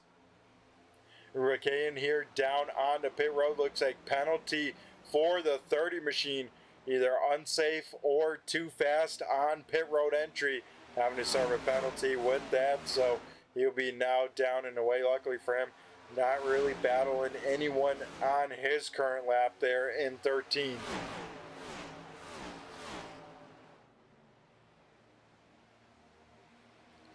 Brian Flores right there, able to get one of those laps back, so now he sits about 2 laps down. Will be about 1 lap down once the rest of the field and everyone else cycles on out for pit stops. But yeah, with Tyler Waltz being stuck in with these cars and whatnot, Johnny Barker has made up a ton of time now. Barker within half a second of our race leader, and don't look now, but Christopher Muse now within striking distance. Muse now within a second of the race leader as well.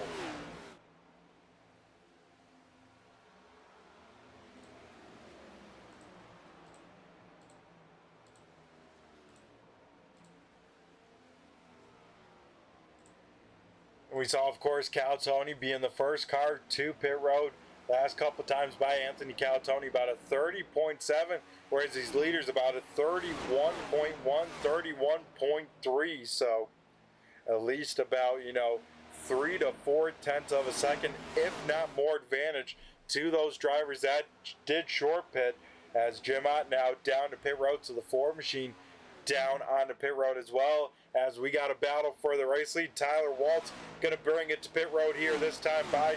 That will hand over the race lead here back to Johnny Barker. So Barker takes back over the point here on lap number 138 of 267. But of course right now we are big time into these green flag pit stops here. We hear the call here this time by Johnny Barker, heading to pit road here, not letting Tyler Waltz get too much of an advantage on new tires. So we see now the Wolfpack Racing number 6 here heading down to pit road, this time by Barker, looks like nice and safely to pit road, as now Christopher Muse will pick up his first laps led of the evening. This 3 machine will have to keep an eye on him, especially as this race continues to unfold. Him and this 48, I mean, Muse and Humphrey has had some great long run pace here for the time being. As it looks like trouble here for Tyler Waltz, our race leader. Penalty on pit road as he is being held in his box. And it looks like he will lose all of that advantage, and a tough break for Tyler here, as, oh, you hate to see it being lost there on pit road, but that is just one of those many X factors when it comes to these NASCAR style racing.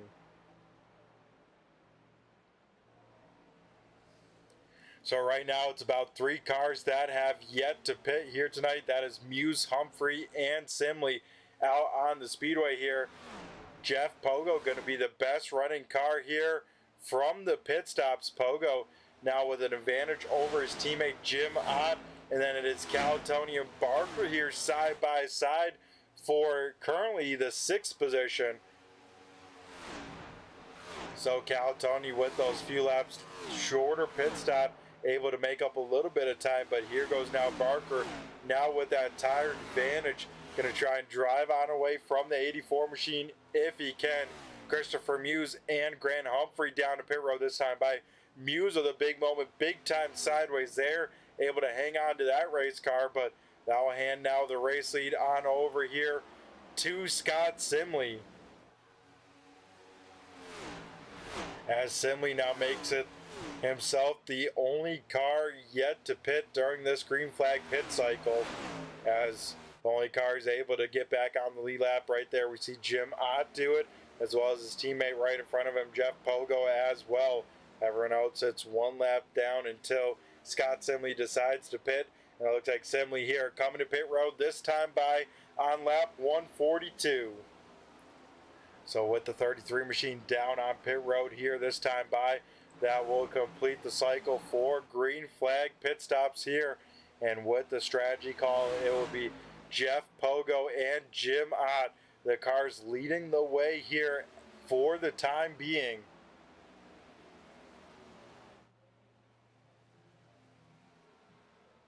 Grant Humphrey and Christopher Muse, both of them having a little bit longer time on pit road, so they will have to try and get on around and do a little bit of work navigating through traffic. As here we go, we see Jim Ott now once again get back to the race lead here, but like I said, both Humphrey and Muse coming out back on the speedway about 6th and 8th. They will have some work cut out for them, as Humphrey though able to get around Rob Lowell.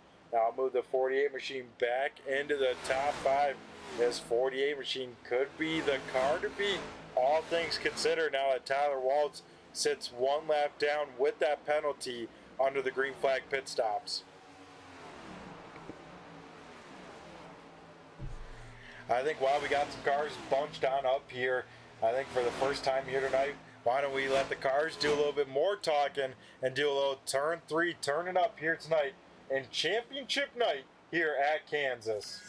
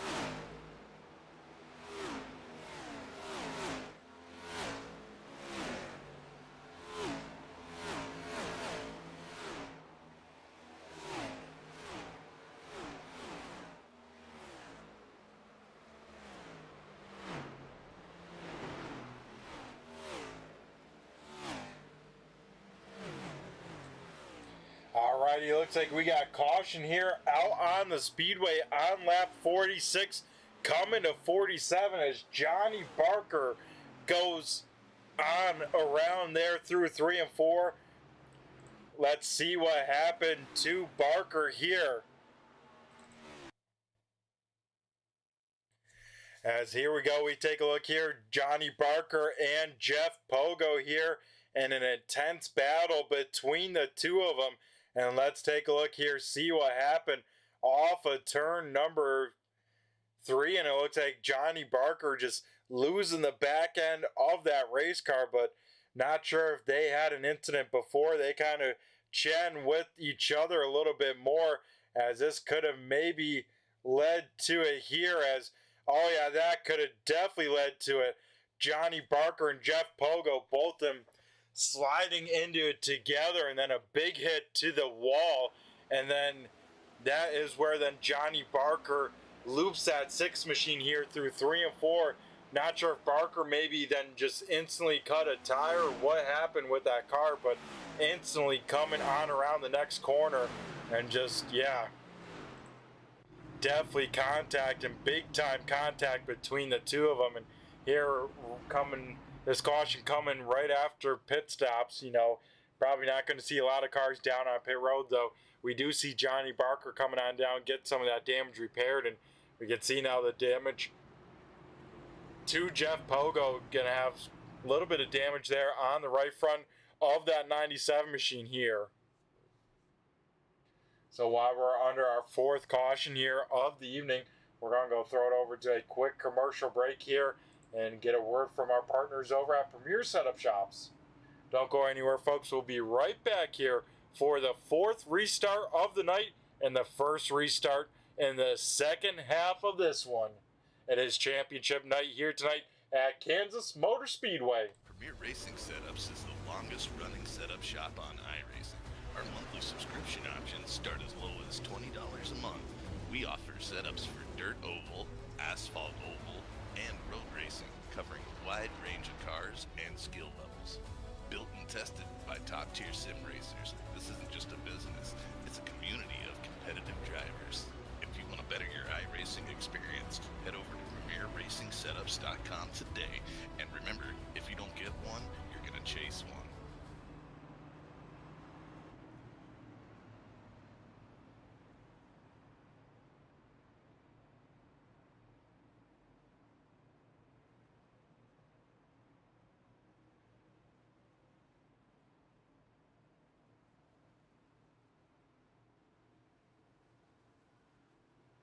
So we head back here to Kansas Motor Speedway, taking a look from a shot inside of the stands here, up in the stands with the fan cam here tonight for the 4th restart of the evening. It's going to be Hoonigan Racing on the front row here. Jim Ott going to be in control on the bottom side. Jeff Pogo to his outside. Then Grant Humphrey, Anthony Calatoni. Then row number 3, Rob Lowell and Christopher Muse. So a lot of good cars here still towards the top of this one, as we'll have just over 100 lap sprint to the finish. As here we go, the iRacing pace car here heads down pit road, and it is going to be Jim Ott in control inside the restart zone. Going to go late in the zone, and I tell you what, Anthony Calatoni on top of the restart, right on the back bumper of Jeff Pogo, now to the inside of Pogo into turn number 1. Man, Calatoni couldn't have timed that restart any better in that 84 machine. Now Calatoni to the inside of Pogo. Those two will go side by side, and we got to wonder what will be the pace of Pogo with that damage on that right front quarter panel. Though they will keep Anthony Calatoni there tight. Jim Ott not letting the 84 machine get to the inside. Though Calatoni into the back of Ott. Ott will go for a little slide, save the race car, but new race leader once again, Anthony Calatoni back to the point. So Calatoni now with the race lead, Jeff Pogo into second, and here comes Christopher Muse as well. Muse with some of the best tires out here on the Speedway.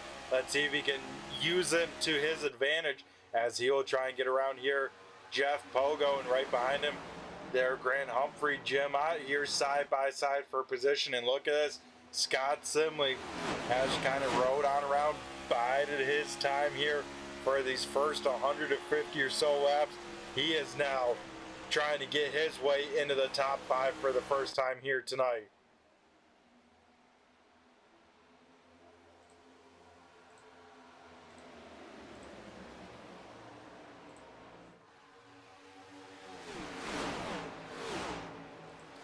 Muse now to the inside of Jeff Pogo. Pogo up on the top lane here, so they'll go side by side battling for the second position as Pogo will keep that momentum. Will just get clear for maybe a split second down the back straightaway, but here we go. Muse shorter distance around through the corner. He will have the advantage. Couldn't quite clear off of turn number 4 as Pogo will hold strong, will hold on to the right rear quarter panel of the 3 machine.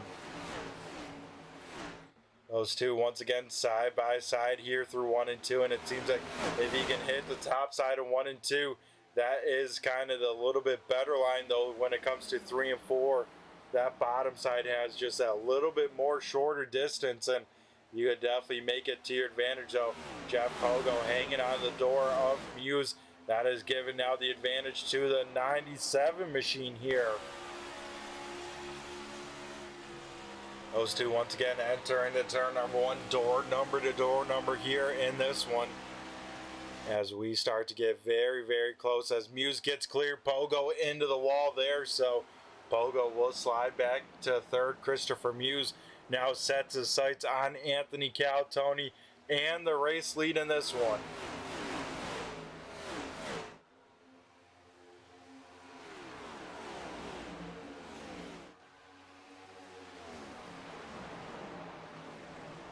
Tyler Waltz, I tell you what, big break for him with that last caution. Able to get the lucky dog, able to get back in with this pack, and now Waltz back into 7th, right on the tail end of this lead pack here. So the race for this 9 team, anything but over here currently. Battle for second here is now Grant Humphrey to the inside of Jeff Pogo. Those two will go side by side. Contact between the two of them entering turn number 1 there as Pogo right on the door of Muse. You can see just how close those two cars are to one another. Pogo just giving everyone an inch, nothing more than that. Sounds like Grant Humphrey there not happy with the 97. Those two, Grant Humphrey starting to get a little frustrated here, relaying that to his team. And I tell you what, like I said, Jeff Pogo just giving everyone an inch, nothing more than that. Those two might start leaning on each other a little bit more as, man, it is close between the 48 and the 97.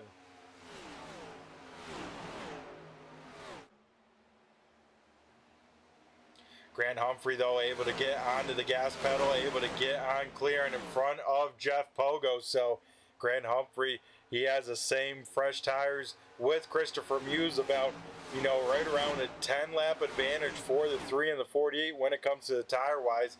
Though Jim out able to get around Jeff Pogo there, as Pogo did get a good piece of the wall there off of turn number 4. Here comes now Waltz to the outside of Scott Simley, and now Waltz going to try and build up that momentum, try and get to the outside of Jeff Pogo as well. Waltz will keep his foot in it, now get about a half a car length advantage over Jeff Pogo into turn number 1. So Tyler Waltz could be already inside of this top 5. So with that pit road penalty, that set him on back, but he has quickly rebounded here in this one. And like I said, it seems like, especially when it comes to pace, this 9 car could very well be, let's say, the car to beat.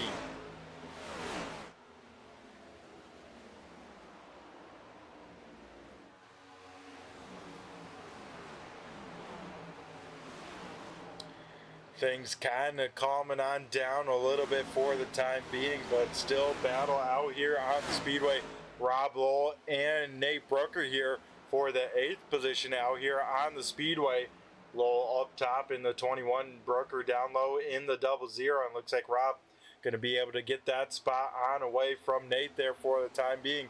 Right behind them sits our 10th place driver of Todd Parent here, as Johnny Barker still with that damage, still off of the pace here in this one, and that is not what we need to see, especially in the championship. If you're maybe a fan of anyone besides Calatoni, though, Calatoni, big time moment there off of turn number 2. I think Calatoni may have gotten the wall there. We'll take a look here, see what happened to the 84 machine here off of turn number 2 as, Calatoni big time sideways, corrects it into the wall, and yeah, he'll probably have a little bit of damage from that, but more importantly, he will have a race car that continues to run out here as, we see Calatoni now with some right front damage. So as this track continues to get tonight, it seems like this track is building looser and looser, so these drivers are going to have to be more and more on their toes, as we see Johnny Barker here down to pit road here once again. So the 6th car coming into tonight's second in points, hoping to get around, Anthony Calatoni. Looks like that will probably not be the case, and all things considered here, Johnny Barker could lose second in points to Jim Ott, because Ott came into tonight about 11 points on back from the 6 machine, and right now he sits about 10 spots ahead of Johnny Barker here.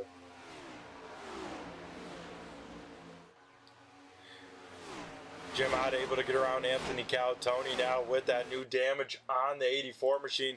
Now here comes the 48 of Grant Humphrey as well. So Humphrey will try and get on to the inside of the 84, though not going to be able to do it there, as Jim Ott slams the door shut to the 84, knowing that that top side has the momentum, especially off of turn number 2, as Calatoni will once again get a piece of the wall right there, this time off of turn number 4. So Calatoni, if that handling in that race car, wasn't the greatest there, it's probably going to be feeling worse and worse every time he continues to get a piece of this wall here.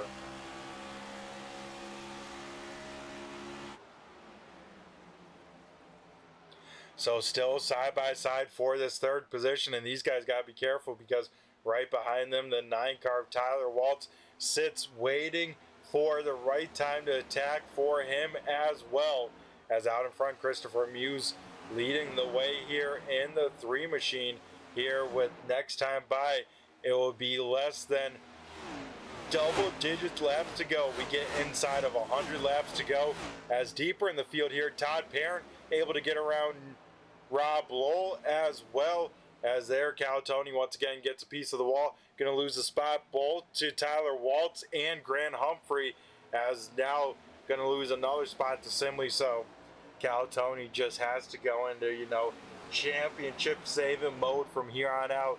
Cannot just afford any sort of big time mistake. Just going to have to keep that race car out there and continuing to see what kind of pace he can run. Jeff Pogo here down on pit road here on 168, So Pogo, not sure if this is a scheduled stop or not, but Jeff Pogo down to pit road here in this one.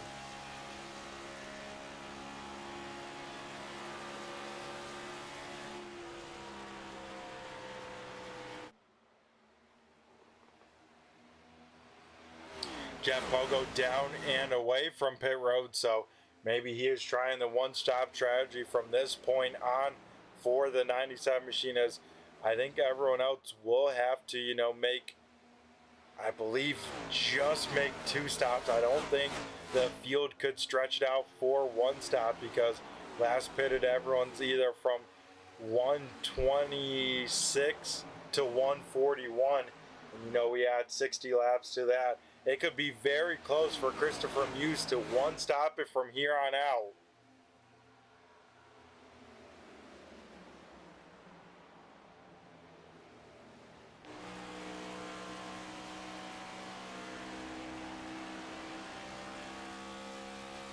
Things kind of calming on down for the time being out on the Speedway. Everyone kind of running on around single file for the time being, but now here with 100 laps left, only 9 cars still on the lead lap Jeff Pogo, though, last down on pit road on 167, so he is for sure good for a one stop from here on out. As Tyler Waltz here has run down Jim Ott for that second position, so the 9 machine gonna try and get back to this race lead here as quickly as possible. Even with that pit road penalty, he now tries to work over Jim Ott here for that second position in that second groove. Waltz, man, very, very good on this bottom side of this racetrack, rolling that speed and keeping that car to the bottom, though this time that 9 will jump up to that kind of third lane here through 3 and 4.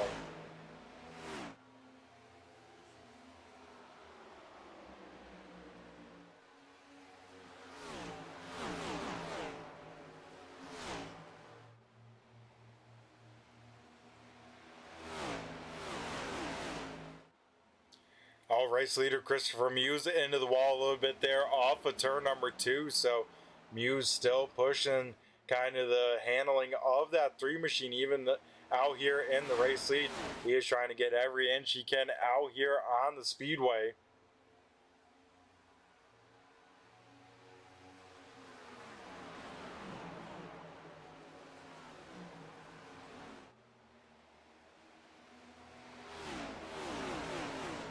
As the top 5 all within about a second and a half from one another. Then 6 of Anthony Calatoni kind of on his own island. Then behind them, Todd Parent currently running in the best he has run so far here tonight. Up in that 7th position, Rob Lowell in 8th, and Nate Brooker there in 9th, the last car on the lead lap here.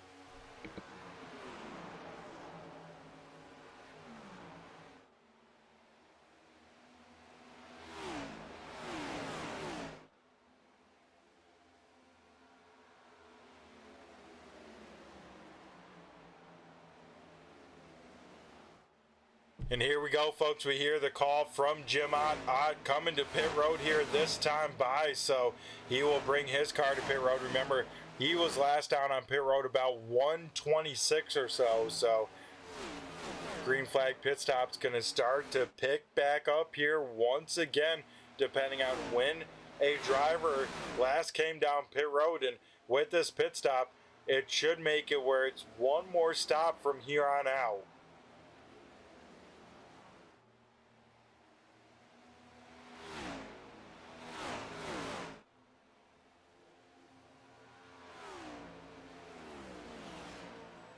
The question will become, how far can Christopher Muse stretch his fuel? Same with Grant Humphrey. Both those drivers last down on 141. Tyler Waltz maybe topped on off or got a full service there on 147. So Waltz could be the best car when it comes to fuel here in the 9 machine. Yeah, what a race has it been. Once again, kind of a tough race for playoff drivers, but we've seen that, the last 2 races, then all of a sudden, Calatoni late in those races, picking up wins. This could be another one where the 84 could make it. And remember, Calatoni going for a record 3 in a row and sweeping the championship round if he could walk away with the checkered flag here tonight in this one. Jim Ott safely down and away from pit road, back out onto the speedway. So Ott will now be the driver in the lucky dog spot if we were to get a caution here in this one. But right now, Jim Ott with the freshest tires out on the speedway, putting them to good use on that 4 machine. Right here, we see Todd Parent here, Rob Lowell doing battle. This is now for the 6th position as Lowell can get on around him. Now that 21 machine can be smelling blood here from the 84. I'm sure that is helping Rob Lowell kind of push that pace a little bit differently at this point, as Calatoni with that wounded race car not up to exactly the pace that he probably wants to be running here currently.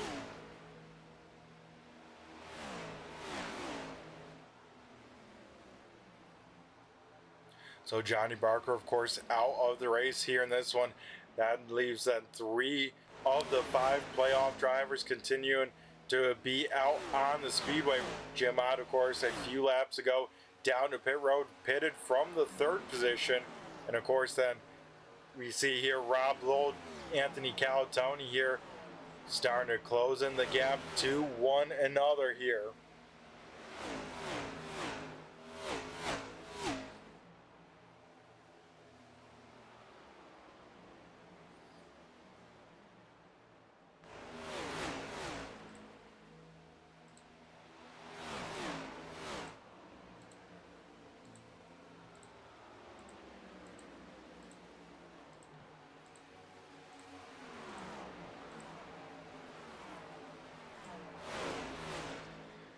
Rob Lowe right there, able to make up a lot of time there on Anthony Calatoni. Up towards the front, though, we got a battle for second as Grant Humphrey has run down Tyler Waltz. Now going to try and clear the 9 machine. Yes, he does there off of turn number 4. So Grant Humphrey back up into P number 2 here.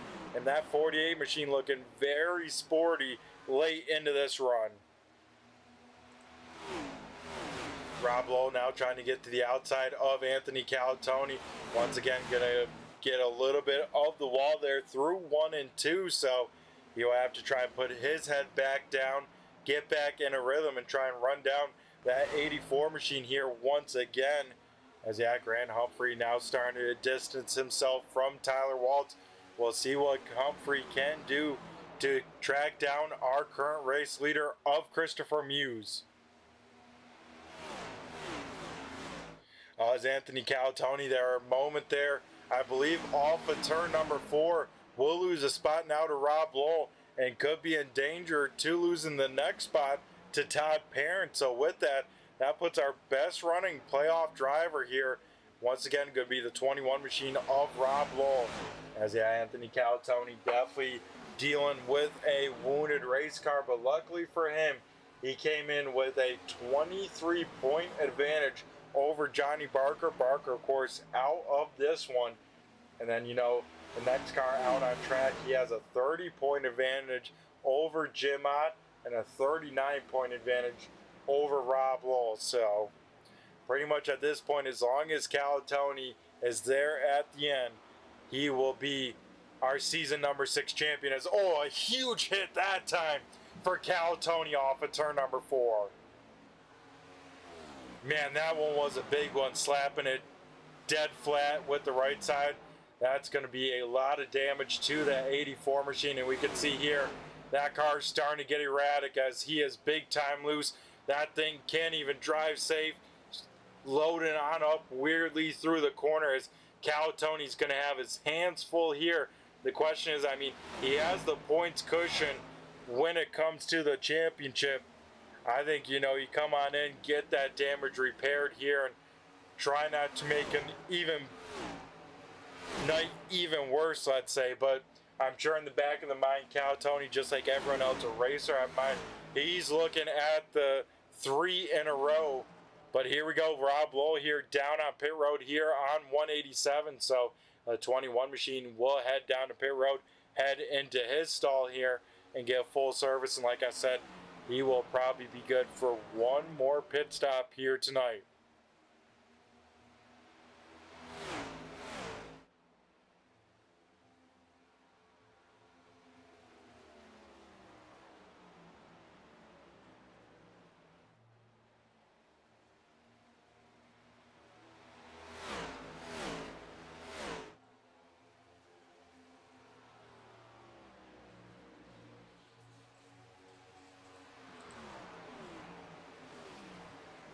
I think once again I'm going to go get a little drink of water here, let the cars do the talking.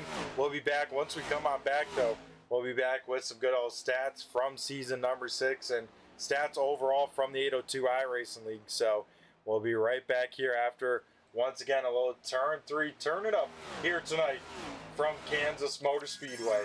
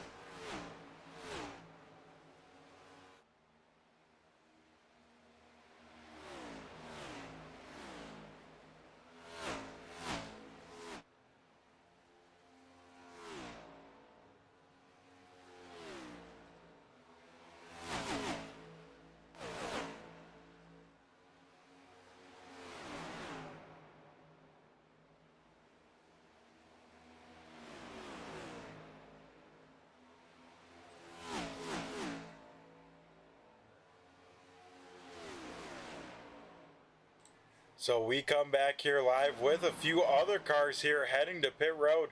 Under that time, Nate Brooker as well as Anthony Calatoni both down to pit road here in this one. So that will put them right on the edge to make it to the end of this one.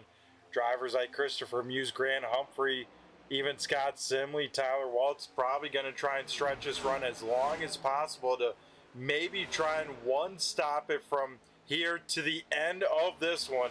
Man, if they could, they would be sitting in a really, really good spot if one of these drivers inside of this top 5 can stretch it for a one-stop in the rest of this race.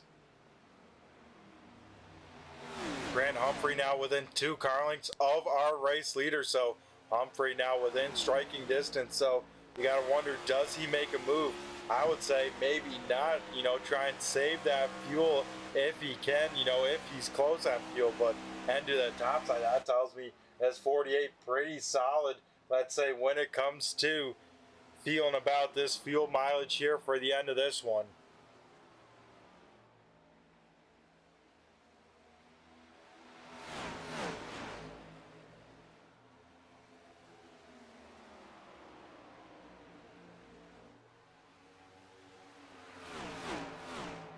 Scott Simley also right there as well, about half a second back from Grant Humphrey. So Simley within striking distance, already has 1 win this season. Same with Grant Humphrey. Christopher Muse looking for his first win of the season.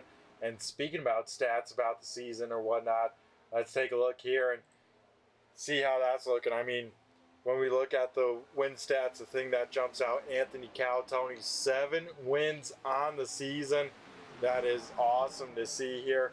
Chad Coleman sits with the second most wins with 4 for him. Jeff Pogo, 3 wins on the season. Kenny Reel as well as Jim Ott, Wesley Donaldson, and Mike Kelly sit with 2 wins apiece. And then it is Joe Hudson, Tyler Bellinger, Nick Larson, Scott Simley, Grant Humphrey, all with 1 win here. So that makes it, I want to say,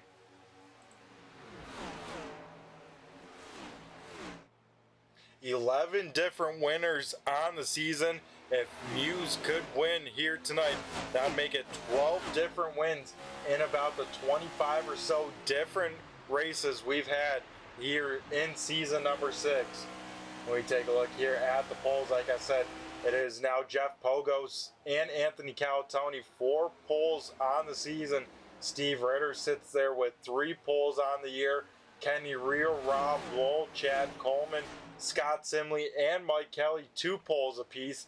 And then quite a few drivers with 1 as well. Joe Hudson, Jim Ott, Kip Easley, Wesley Donaldson, Charles Van Schaik, and Shannon Wood, all with a poll apiece.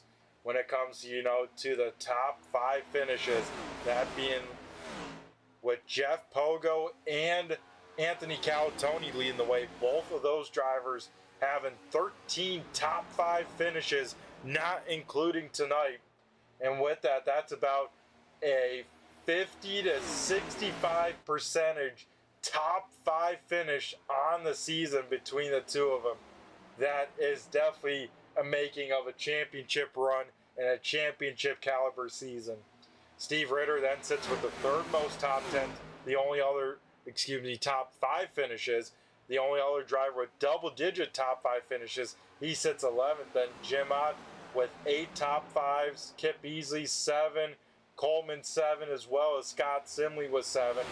And a few drivers with 5, Brandon Guerin, Johnny Barker, Cody Meadows, Mike Kelly, and then Nick Larson, Grant Humphrey with 4 of them. Kenny Reel, Frank Zingen, Brandon Finley, Rob Lowell, Bentley Glasser, Joe Hudson, Bentley Glasser last car with 3. Then it is Joe Hudson, Tyler Bellinger, Wesley Donaldson, Connor Patton, Charles Van Schaik, all with 2. And then a whole bunch of drivers with 1 top 5 on the season. When it comes to top 10 finishes on the season, Jeff Pogo leads the way with 17 of them at the end of the season. Anthony Calatoni will probably end with about 16 of them coming into tonight with 15. Jim Ott 14, Steve Ritter 13, Scott Simley 12 of them, and then the last few cars with over 10, Nick Larson, Kip Beasley, and Johnny Barker all sit with 11 top 5 finishes here this season.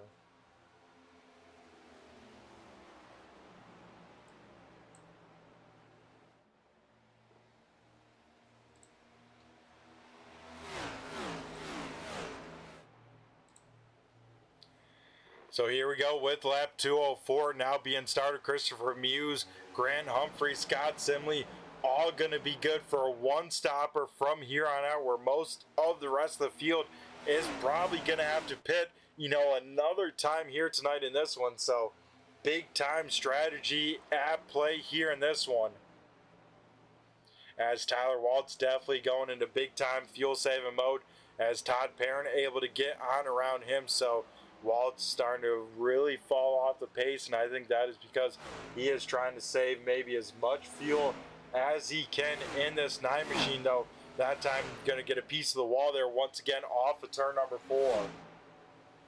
When it comes to, Ironmans of this season, number 6, the driver with the most amount of laps completed here this season.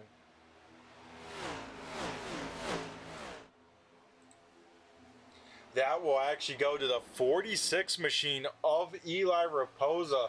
Raposa in season number 6 has completed 3,269 laps coming into tonight. Johnny Barker sits with the second most with 3,247. Brandon Guerin sits with third with 3,151. Jeff Pogo in fourth with 3,083.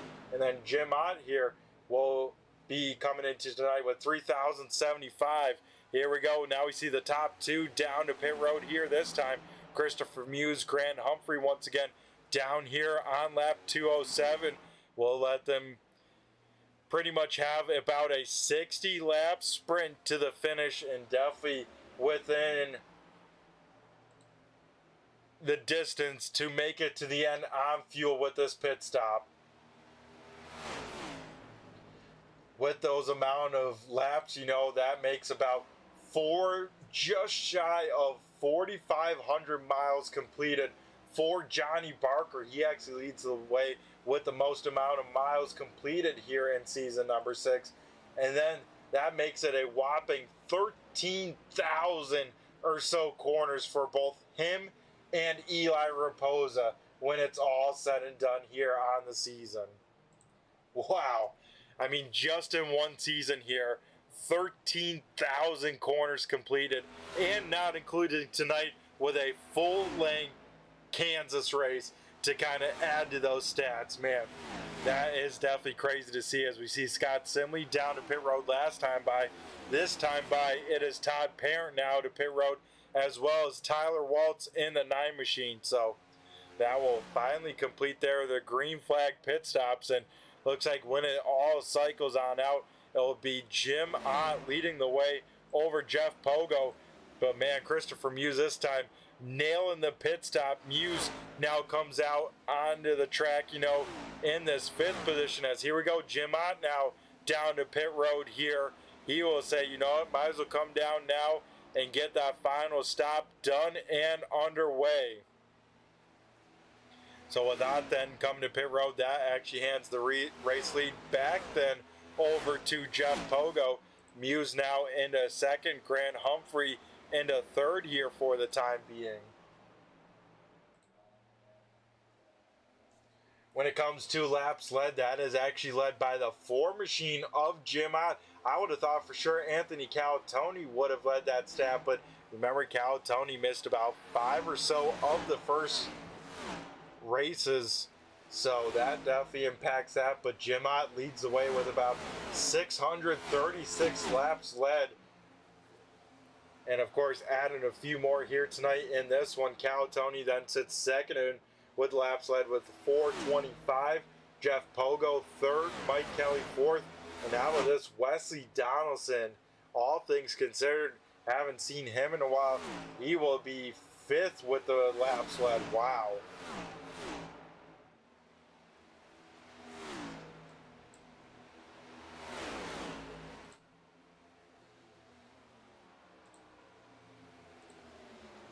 The driver with doing the most amount of passes, as we see here, the pass for the race lead right here on the Speedway. Christopher Muse with that tire advantage, going to be able to easily get around Jeff Pogo there and bring along Grant Humphrey as well. So it could very well be a race here between Muse, Humphrey, and Simley for this race win when it's all said and done here at the end of this one. The driver with the most amount of passes here in season number 6 actually goes to the one machine of Brandon Guerin. Guerin having just shy of 500 passes done in season number 6. Of course, not here tonight to add to that. Rob Lowell then sits in second with 463. Jim Ott with 456 in third. And actually Joe Hudson in fourth with triple fours, 444 for the 23 machine. And Johnny Barkerson with 420 passes on the season.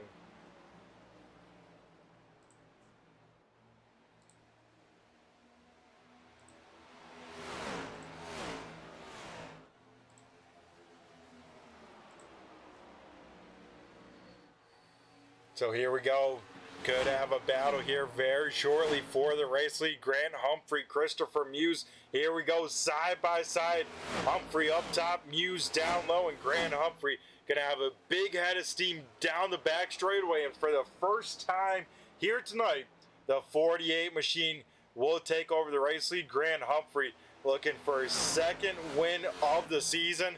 Now sits in a really good spot as we start to approach 50 laps left in tonight, and the 48 machine out in front over Christopher Muse.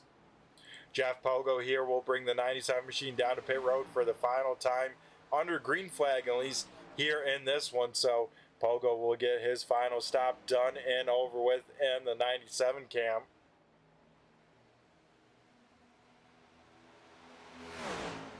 But out in front, we'll see what kind of pace Grant Humphrey can have, as well as Christopher Muse. Scott Simley sits within that second gap from those leaders as well. So Simley could definitely go out there and win this race when it's all said and done. Anthony Calatoni here back down to pit road. He couldn't make it on fuel, so we'll come on down. Looks like having some more damage there on the 97 machine, as now missing the left front fender. So it looks like for the 84, not going to be able to sweep the championship round, let's say the round of 5. But I think when everything is considered here tonight, Anthony Calatoni did enough to be walking away with a season 6 championship. As here we go, battle for the race lead here once again. Christopher Muse up to the top side with a crossover, and Muse will complete the pass there off of turn number 4. A big move right there for the 3 machine to get back to the point. Man, this race is going to be far from over to see who will walk away with the win here tonight at Kansas. Though with this race of attrition and this strategy race, now 6 cars here on this lead lap. Jim Ott, of course, the most recent car to pit road. Excuse me, that is now actually going to be Jeff Pogo. Last down on 14 to 14, let's say. As he will right here get around Todd Parent. As Parent inside of the top 5 for the first time here tonight. So the old Todd ride could be walking away with a top 5 finish with a full-length Kansas race. That is definitely really awesome to see here in this one. But under 50 to go here as we start to approach the late stages. The sun has been long set, the lights have been on, and I tell you what, it has been a fantastic race here in this one. I believe so far in these 220 laps, about 5 or 6 cautions at the most. So a lot of green flag racing done here tonight. As old Christopher Muse, big time moment there off of turn number 2. Somehow the 3 machine can keep decent momentum in that race car. As Grant Humphrey gonna look to probably try and get around this 3 car down this front straightaway, but that will slow up actually both them a little bit. Scott Simley now almost within the draft of these front 2 as well.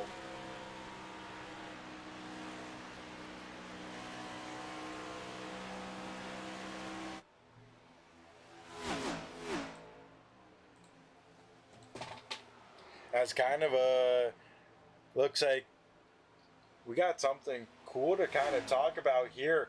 Late in this one, Anthony Calatoni out of the race car, of course, checked in and out of the infield care center with those hits, and we actually get a chance to talk with him, so maybe we could call the end of this race here with the champion of the season, get a whole bunch of time to talk to him, and of course, you know, chat with him after the race with the championship interview. But we get a word now with the driver of the 84 machine, Anthony Calatoni. Anthony, do you got a copy here? Yeah, Brett, go ahead. Alrighty, man. First and foremost, that car looked like a handful. What was it driving like there at the end?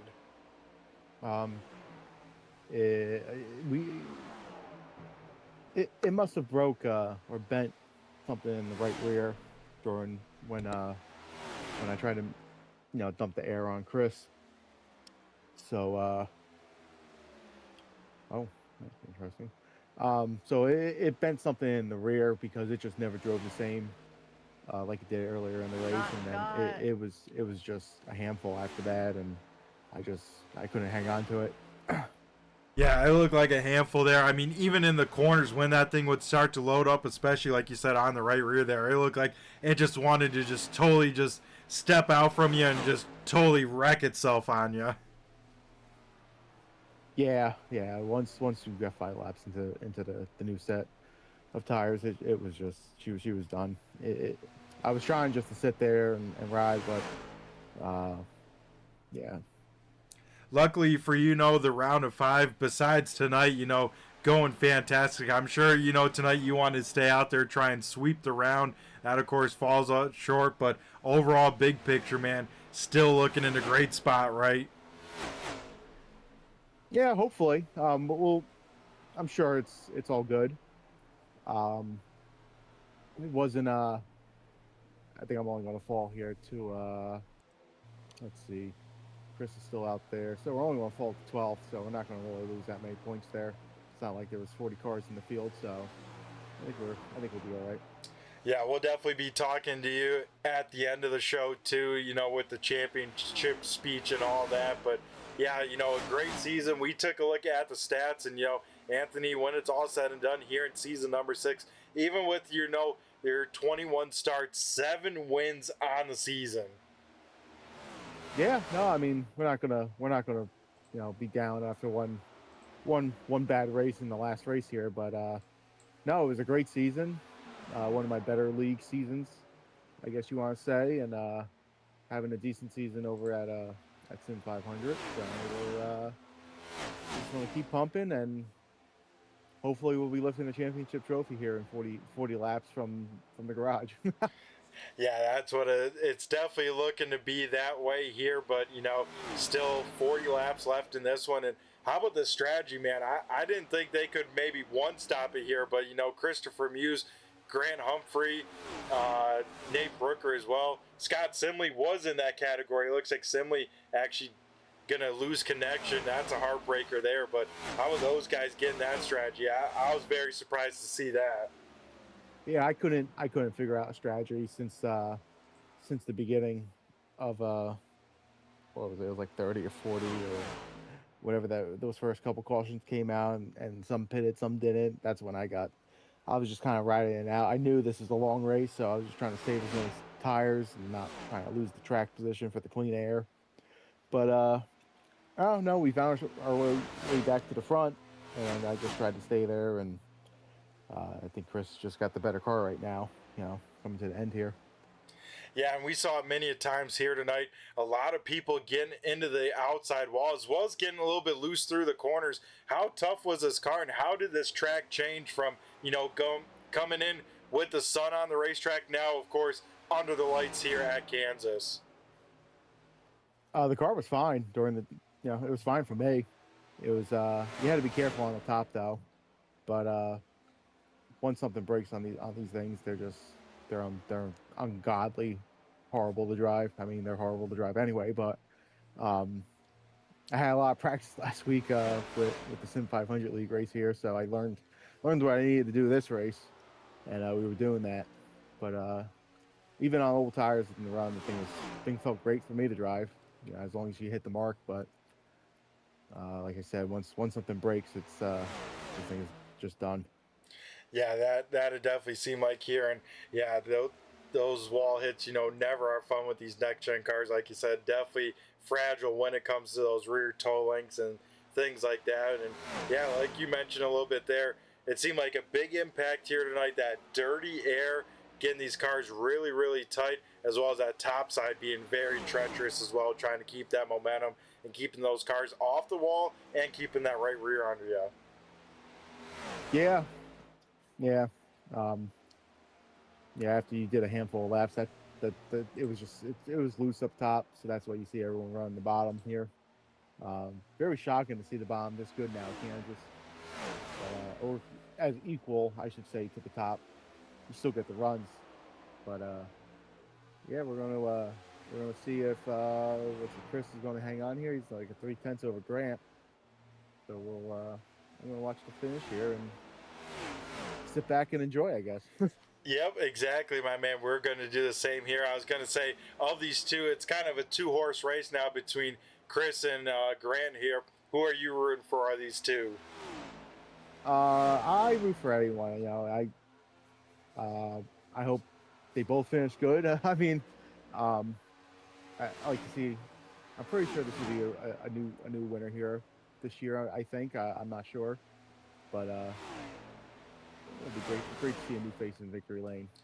Yeah, it would be. If Christopher Muse does pick up the win, that would be then a 12th different winner of season number 6. So that would be really, really cool to see. And one thing I got to ask, we saw Tyler Waltz, man. He had a ton of speed in the 9 machine, of course, getting that pit road penalty and a little bit off the pace there. I mean, were you able to run a little bit around him and see what he was doing? Because, man, it seemed like he was flying at quite a few times here tonight as well. I couldn't watch him that much. I wasn't close to him really often. He looked fast. He looks like he was running a great line from as far back as I was when he was running up there.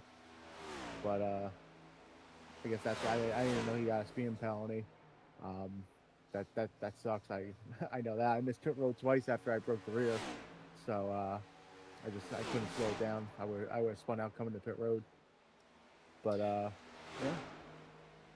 Yeah, man, and like I said, Anthony, sorry about your luck here tonight, but overall, man, be sure to be hanging on around because I have a feeling we'll probably be talking to you here after this one with some celebration as well for you. But here tonight, we'll have you save all the thanking and whatnot till later tonight. But yeah, Anthony, like I said, keep on hanging on around here, and we'll be talking to you here later tonight as well.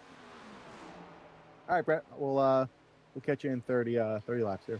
Yep, sounds good, my man. Thanks again for jumping in here and taking a moment to chat with us as well. We appreciate it. No problem. Alrighty, awesome stuff. That was the 84 machine of Anthony Calatoni, getting a word with him. So, just I tell you what, always great to chat with Anthony, pick his brain a little bit, especially what he does to make these race cars so quick. And like we said, 7 wins on the season for the 84 machine. A great season, and here in about 30 laps, so even especially how they run, it'll be Anthony Calatoni hoisting the championship trophy and being yet another champion here in the 802 iRacing League. On the Friday night Busch side here, we crowned a champion at Kansas. That was Logan Koger. So Koger, a new time 802 champion. Here tonight, looks like it will be the same case. Different name though, crowning a new champion with the 802 iRacing League. Like I hinted at a little bit ago, Scott Simley dropping out of the race, losing connection. So Simley was the other driver here with this battle. Now it comes down to a 2-horse race with Christopher Muse, Grant Humphrey, and look at this, Nate Brooker. He is in line to be up here on the podium and chatting with me by the end of this one. Man, oh man, would that be a cool time to chat with the 00 as well.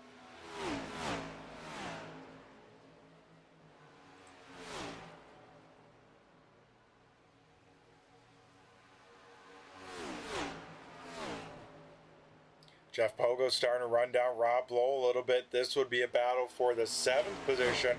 Right now it's Jim Ott, currently the best running playoff driver, because with those playoff drivers, they said about only 2 of them out here on the Speedway. So they said, of course, 6th and 7th, both of them 1 lap down right now, though. Jim Ott sits in that lucky dog spot, so if we were to get one of those late race cautions here in this one, Jim Ott would be back on the lead lap and having a shot at the win here. Though Christopher Muse last time by going to be a little bit better here than Grant Humphrey. Now the gap starting to go right around half a second or so. So Muse continue to find the pace, and next time by, I believe we go into the countdown clock, and it'll be 25 laps left in this one, in this full-length Kansas race. If you tuned on in here for this first 2.5 hours here, we appreciate each and every one of you. We're going to end things off with a great note here. In just 25 laps, chat with the podium finishers as well as our champion, Anthony Calatoni, at the end of this one.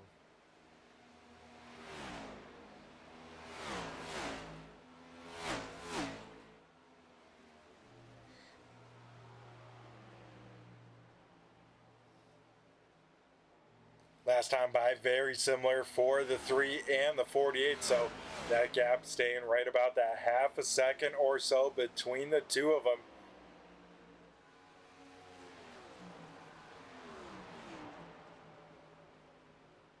As Grant Humphrey probably going to have, one more shot.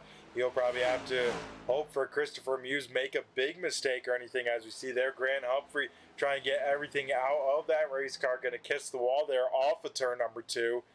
As, we'll see probably Grant Humphrey here start to get more and more desperate. Start to ask more and more out of that 48 machine to try and run down this 3.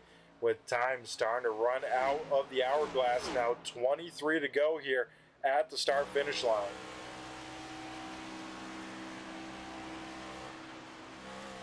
Oh, as Grant Humphrey, once again, you heard him have to get way out of the throttle, still bounce it off of the wall, so that right front definitely starting to go. The handling starting to go on the 48 machine.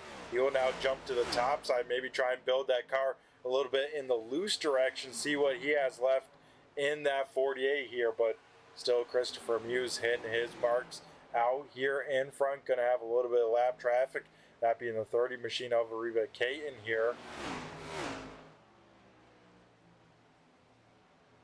He will get on by right there down the back straightaway. No harm, no foul, everything working out nice there. That battle for that 7th position starting to cool back on off as Rob Lowell has driven on away just a little bit from Jeff Pogo. So now that gap now over 3/4 of a second, starting to approach a second gap between the 2 of those drivers. Pretty much 10 cars still out here on the Speedway, and of course 5 of them still on the lead lap. Last car still on the lead lap, the 9 machine of Tyler Waltz. He sits in the 5th position. Todd Parent here in the 69 in 4th. Parent will have to make up about 5 seconds in these last 20 laps. Probably not going to be able to get that on Brooker, who sits in 3rd. Then we head up to our battle for the race lead here. 1st and 2nd, Grant Humphrey in 2nd. Christopher Muse leading the way with now 20 to go. That time by, we now head to 19 here next time by at the start-finish line. So like I said, these guys all good to the end. The driver that is going to be kind of very close is the 00 machine of Nate Brooker. He was last down on pit road on 190, so he will be very, very close if he can make it. He's going to have to be in big-time fuel-saving mode in the 00 if he wants to hang on to that podium spot when it's all said and done here.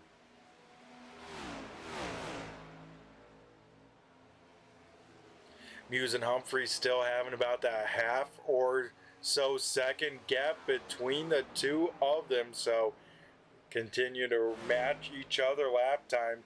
So that is exactly what Christopher Muse will need to be doing here these final 17 and a half laps left in this one.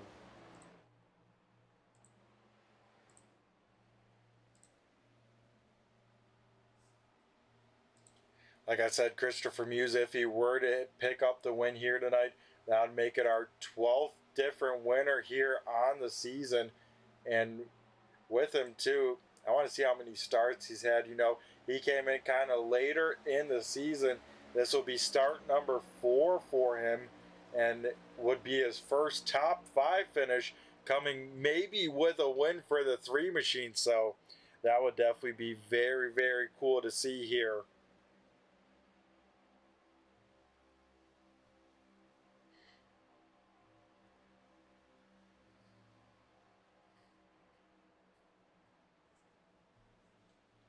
As of a race of attrition late in this one, nothing really going on out here except for this battle for the race lead. So with just about 15 laps to go, we'll go for one final time to our commercial break, get a drink of water here, and we'll call the end to the championship race here in season number 6 of the 802 Winston Cup Series.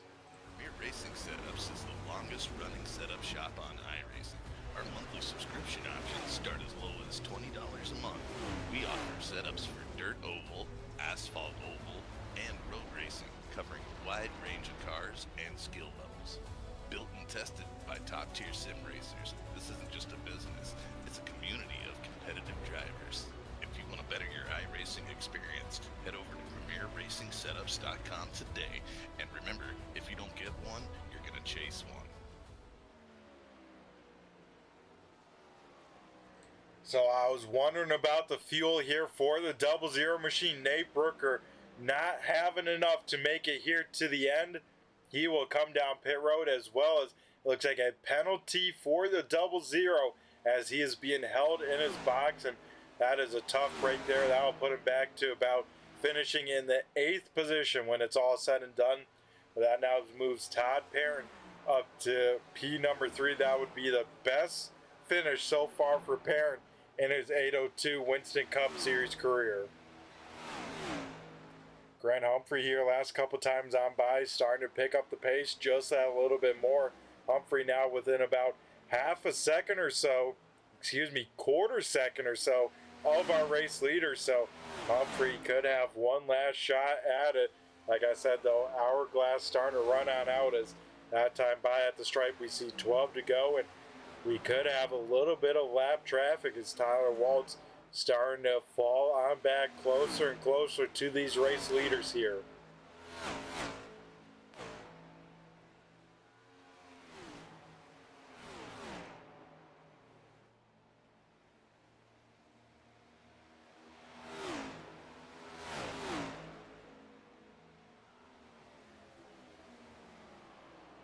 Last time by, Grant Humphrey about a half a tenth of a second better than Christopher Muse.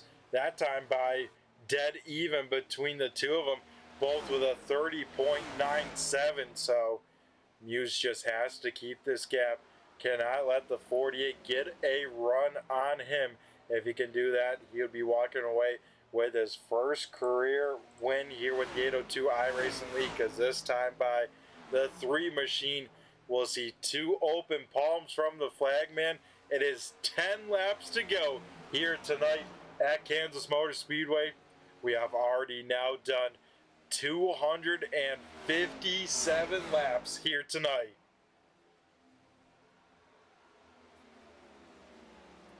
A lot of laps here tonight. A lot of people excited for this race being a full-length distance race. Everyone knew it was going to be race of attrition, and we can see that on the left side in the time and scoring. As here we go, we now head down to single-digit laps to go. It is 9 to go here, as Christopher Muse starting to catch Tyler Waltz. This will be interesting here. Lap traffic could make the difference on who will win here tonight, as Muse gets a piece of the wall once again there off of turn number 2. These race cars going to be a handful to drive here late in this one. Tires gone on away, handling at the lowest. They're going to be drivers just trying to hang on to it. And now you got to ask, hey, what more can I get? What is the limit we are willing to push here to pick up the win between Muse and Humphrey?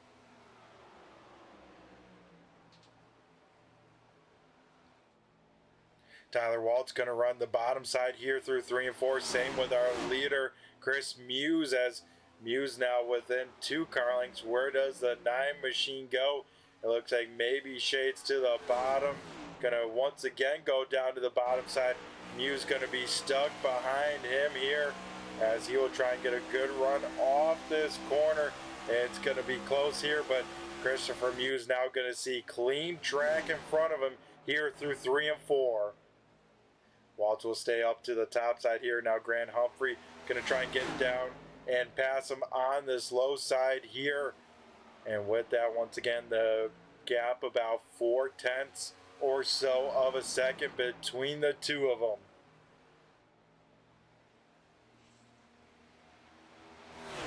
Chris Melton, even with his first start here tonight, up and down night for him. He will finish inside of the top 10. Ariba Caton going to walk away with a top 10 finish.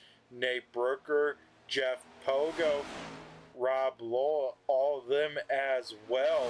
And then inside the top 5, Jim Ott sits. Now Tyler Waltz will be the lucky dog spot, so that will get now put Jim Ott out of that spot as that time by at start finish line. 1 open palm from the flagman. It is now 5 to go here tonight in championship night. Grant Humphrey continuing to lose the pace just a little bit now. That gap about a half a second between the 3 and the 48. So Christopher Muse might have saved a little bit in the tank just in case, and maybe starting to use that on up, knowing that he just wants to see that white flag, because if we get to that white, no matter what happens out on the speedway, we are racing back to the checkered here. Tell you what, both these drivers having themselves a great race, both Humphrey and Muse. Definitely some of the cars to beat. We've seen both of them multiple times making their way up through the field, up towards the front. And man, did they set themselves up in a great spot to one stop after their last pit stop on 140. That was a perfect strategy called by the 3 and the 48.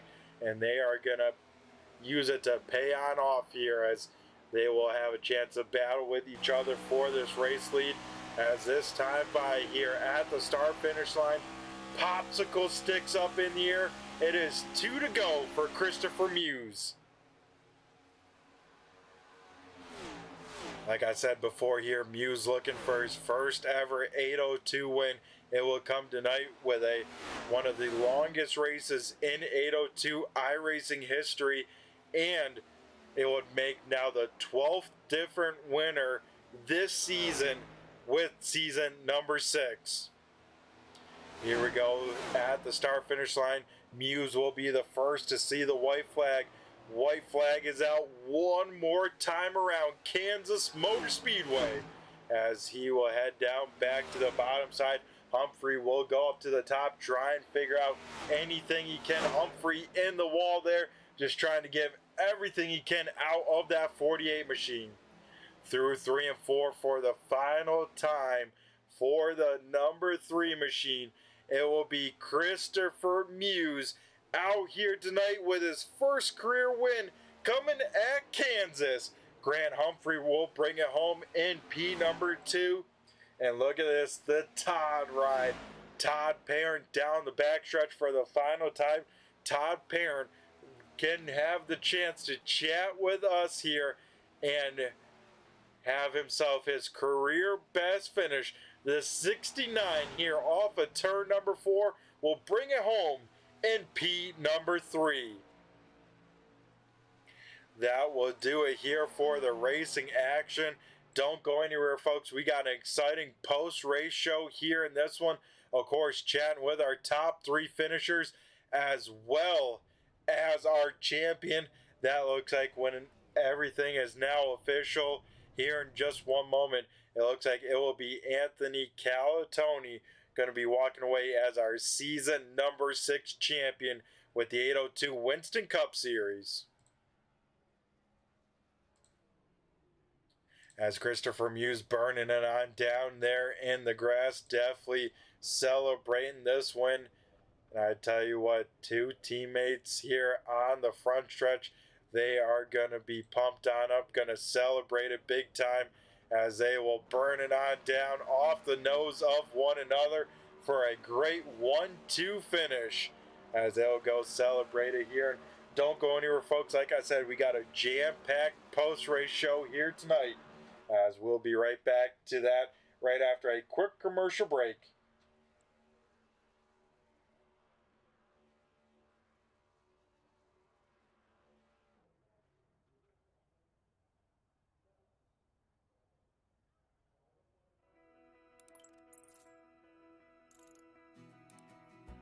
iRacing is a sim racing game that combines a true-to-life racing experience with an online community of virtual racers from all around the globe.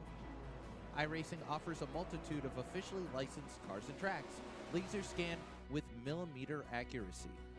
Their car models and mechanical systems are based on real-world physics, engineered in cooperation with manufacturers and race teams. Their skill license system ranges from rookie to pro, ensuring members are always pitted against those with similar skill sets. Members are able to sign up for a weekly race series, compete in time trials, host a private race with friends, and participate in racing leagues created and run by the community. With over 170,000 members, iRacing works in partnership with renowned motorsports organizations like NASCAR to deliver virtual races based on the real-life NASCAR Cup Series, as well as many other series on the NASCAR ladder. iRacing also features team racing, providing a variety of options for members to create and manage their own teams. Race with friends or real-world teammates in full-length endurance events like the 24 Hours of Daytona, Spa 24, or the Bathurst 12 Hour. Additional partners include IMSA, World of Outlaws, Supercars, and IndyCar, allowing members to race in their very own Indianapolis 500, Bathurst 1000, Chili Bowl, and many more iconic events. This is iRacing, delivering the most authentic racing experience short of getting into a real race car. Sign up today at iRacing.com.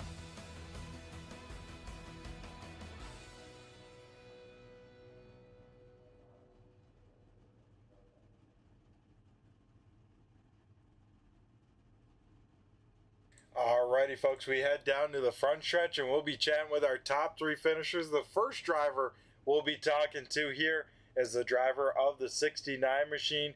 It will be Todd Perrin. Todd, do you got a copy? It's Brett the Jet in the booth here. Yep, I copy. Alrighty, man. First and foremost, how you feeling after a long 267 laps here at Kansas? Man, I feel great. I started the race and I went to the back just trying to stay out of everybody's way, and then all of a sudden it just worked out. And I tried to one stop them last two runs, and so I made it and ended up with a third. So can't complain. Yeah, exactly, man. That was awesome to see, and what a strategy call it was for everyone in the top three. I mean, I knew it was going to be close on fuel, but man, what an awesome job you guys did with that strategy. Yeah, that's what I thought about it towards the end, and I saw them pitting early, and I was like, well, I'm gonna stay out here as long as I could to try to one stop it, knowing that they had two more stops. So it definitely worked out in my favor.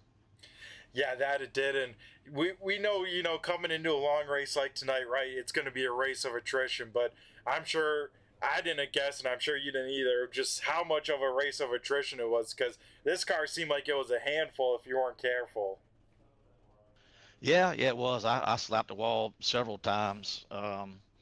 So at one point I had like a little over a minute of damage I got fixed, but yeah, it was quite a handful there. So. Yeah, it seemed like, that bottom side was the preferred lane because you get up to the top, it can start getting loose. And we know with these next-gen cars, right, once it gets loose, man, it is tough to save them. You get one quick shot, and that's all you get, right? Oh, yeah, yep. That's what I tried to stay at the bottom as much as I could. That seemed to be the place to be, so. Yeah, that it did. And, man, what a great race for you. First top five finish, and what a way to do it as well as the podium. Man, that is awesome to see. Yep, in the last race, so it was a way to end the season there. So Yeah, and of course, this season, part-time, this is now your sixth start with the season. I mean, what do you think overall with the 802, and do we maybe see this Todd ride machine back in season number 7?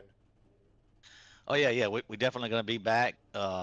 We just wanted to, when we joined in, we wanted to race with everybody to see how everybody raced, and just try to stay clean and stay out of people's way. So we'll definitely be back next season. So looking forward to it. Yeah, it's definitely going to be awesome to see. We look forward to seeing the 69 machine back out here on track. And, when it comes to racing, I always like to, get people's backstory a little bit. For you, Todd, what got you into iRacing as well as what got you into racing in general, let's say? I mean, I've always been a race fan. And then what got me into iRacing is I got a buddy of mine. He did it, and he got me to come over to his house one day, and next thing you know, I'm buying all kind of stuff. So here we are. Exactly, man.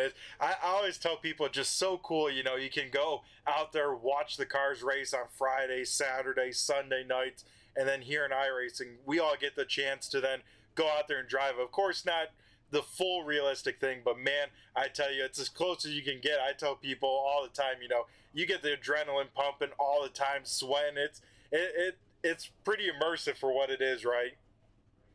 Oh yeah, it's definitely a blast, and it will keep you on your toes for sure. So it's great. Yeah, it definitely is always a good time here. And yeah, man, always great to be chatting with, someone new. I like to get, a little bit of backstory, a little bit of insight. If you weren't, sim racing, what else do you maybe enjoy doing in your free time? Well, today, me and a buddy of mine just got back. We went on a 4-day motorcycle ride through Arkansas and stuff. So that was about 1,400 miles. So I'm pretty exhausted. Just got back. Whew, yeah, you do 1,400 miles, then on the sim, you jump in here and then do another 400 miles, right? Oh yeah, I'm definitely beat. Oh, I could believe so. And I got to ask, Todd, what kind of motorcycle do you have then? I got a Harley Davidson Street Glide. Oh, that's a sweet ride, I bet.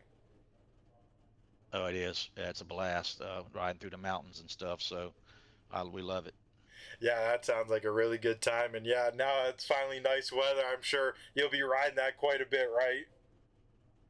Oh yeah, absolutely. I can't wait for the next trip. Just don't know where yet. Yep, exactly. That's awesome to hear, man. And yeah, speaking about, you jumping on board, buying good old stuff, I always like to ask, especially sim racers, what they got for wheel pedals. What are they looking at these days? So, Todd, what's your setup looking like these days for you? Pedals. I got the P1000s. I got the Fanatec DD1. Just got me a stream deck about a week ago, so I'm still working on setting that up. Triple 32s. So man, that's a great setup, and I always tell people, man, triples are so nice to have, especially when close door-to-door racing, because here on iRacing, every inch matters. You need as much advantages as you can get, as well as sight, right? Because that's how you feel the race car. And triples, I think, just adds to that to be just that much better, let's say, especially in a battle. oh yeah. When it gets close, you definitely can see the cars on your right and left out the windows. So definitely helps. Yeah, for sure, man. It sounds like a sweet setup as well. And yeah, Todd, once again, man, congrats on the P number 3. It's been great to watch your race here this season. And yeah, we look forward to seeing you in season number 7. But before we let you go, man, and celebrate the P number 3, we're going to go hand over the mic to you one final time here and have you thank who you got to thank, whether sponsors, teammates, or anyone else you'd like to give a shout out here in the YouTube chat land. Yeah, mainly my teammates, Brandon and Tyler with Hinton Motorsports. Thanks for y'all to broadcasting, and the 802 iRacing League. It's definitely a blast here, so a lot of clean racing. So. Alrighty stuff. Well, Todd, we appreciate you taking your time out of your days and nights to spend with us and be a part of the show. So you, my man, have a great off season. Go celebrate this P number 3, and I'm sure we'll be talking to you again here sometime in season number 7. All right. Yep. Hope so. Thank you. Alrighty, awesome stuff. That was our third place finisher here tonight, the 69 machine of Todd Parent. Now we'll head on up to our runner-up finisher, that being the 48 machine here of Grant Humphrey. Grant, do you got a copy? It's Brett Jet in the booth here. Yeah, I got a copy. Alrighty, man. First and foremost, how you feeling after a long 267 laps here? I'm feeling pretty tired. I think I've run in the sim for about 6 hours today, so I'm feeling pretty tired. Whew, yeah, that is a long time there behind the sim wheel. What were you up to before this? Almost 3 hours here in this one. I ran a 90-lap Talladega race. It was a long one. Yeah, that is a long time, and Talladega, could go good or bad. How did that one go for you compared to this one here at Kansas? This one went a little better. I got 9th at Talladega in my other league that I run. Okay, so it's still a top 10 finish. Always pretty decent, all things considered, at Super Speedway. But yeah, Grant, here tonight, a runner-up finish, and I believe your teammate, right? The 3 machine? Yeah, that's correct. We're the Haptic Performance Racing team. Okay, yeah, awesome stuff. And I tell you what, man, did you and Chris nail that strategy. Tell me a little bit about that late in this race. It seemed like every time we had a caution, I was like, I'm just going to pit for fuel. I think there was only one I didn't pit for fuel, so I think he had to save 1 lap before we pitted that last time, and then we were good to go. We were able to just run flat out the rest of the race, and man, he had some speed. I mean, I could stay up with him, but there towards the end, I definitely started to fade back. That dirty air just burns your tires up. So it was fun running with him, though. I'm excited for him to get a win in here. Yeah, exactly. You picked up a win earlier this season at Homestead. Now Chris picks up a win here. 12 different winners on the season. That is awesome to see. And yeah, Grant, it seemed like that car fading, like you said, a little bit there at the end. It just got tight in that dirty air. It seemed like that dirty air definitely made a big difference here tonight. Yeah, that's for sure. But I mean, I got out in front of him one of the times, and he passed me. So I mean, he had the speed. I'm just super surprised on how much speed he had. I mean, it was a lot of fun though. Yeah, it looked like a blast, especially between you two. Like you said, even that final run, trading the lead back and forth between you two. But overall, man, I tell you what, you had to pass a lot of cars. It seemed like that 48 and the 3, having to work on their way up through the field. It seemed like every restart as well. Yeah, I know. I think Chris started back in like 12th or something, and I started in the top 5, I think. And yeah, it seemed like I just didn't have the short run speed like everyone. So I'd always fall back, and then I'd have to work my way back up slowly but surely, it seemed like. Yeah, that it did. And I tell you what, these cars seem like a handful. Did the car handling for you in the 48 change from the day to night, let's say? Yeah, it did. So in the daytime, it was definitely really loose on exit, and then once it turned night out, it was super tight coming out of the corner. So I mean, it wasn't an awful handling car, but it was a handful at certain points. It seemed like, for sure. Yeah, it seemed like, I think everyone at some point in tonight's race here tonight got a piece of the wall, either off of turn number 2 or turn number 4. Did you get it any times where it got damaged or affected the handling for the 48? There was one time I thought I might have been to toe length, but I never had any optional repair when I went into the pits, and it seemed like maybe I just overheated a tire, and then it straightened itself back out again pretty quickly. So, no, we kept it clean from that standpoint, thankfully. So. Yeah, and another top 5 finish for you. This will now make it your 5th top 5 of 6 starts. So, I mean, that's a pretty good average, for this 48 machine with the limited starts. And I know we talked a little bit more about season number 7. I assume that's still a go. And if you can keep that up, man, that's definitely championship kind of stats right there. Yeah, we're hoping to come over and run season 7, and hopefully we can all try and contend for a championship, but we'll see. We'll take it one race at a time once it comes to that point. Yeah, definitely will be the case with that, and we'll be intrigued to see what the kind of championship format is. I think they're definitely going away from these rounds, so should be interesting to see what they have. I mean, do you have a favorite kind of system when it comes to racing on iRacing? Do you have a preference when it comes to that? Not really. I just really like these next gen cars. They're that's all I run, so I mean, I know how they handle pretty well. So, didn't do so hot at Nashville last weekend, but I mean, I also didn't get a ton of practice, so practice seems like it's key in these cars for sure. Yeah, that's definitely the case. And you say you didn't run too well, but still a top 10 finish for the 48 machine there, even at that place, right? Yeah, that's for sure. I didn't feel like I had the speed like everyone else did. I kept fading back the longer into the run I went. Yeah, that could be, talking about it, I would like to bring it up, especially in the broadcast, a concrete track. It does drive different than most, the asphalt tracks, which are, 80 to 90% of the tracks. And do you think that could have maybe been the difference? Yeah, probably. I don't think I was braking at the right points going into the corners, and it was definitely slick for some reason coming out. So it wasn't really like Dover like I thought it was gonna be. So I'll try again next time there. Yep, for sure. As I always say, the best practice laps are race laps. You get more and more of those under your belt, and it only makes you a better driver, right? Yeah, that's for sure.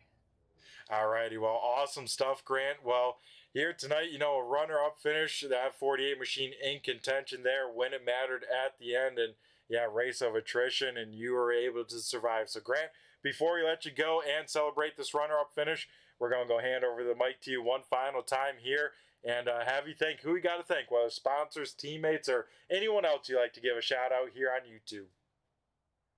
Yeah, I want to thank Isabel's Impact, Muscle Up Poodles, the Bard Distillery, Hell Niagara Enterprises, my mom and girlfriend were for watching, my coworkers, and then the rest of my family, and then of course my teammates. So, and then thank you for putting on the broadcast, and I watch them every week. You do a great job with them.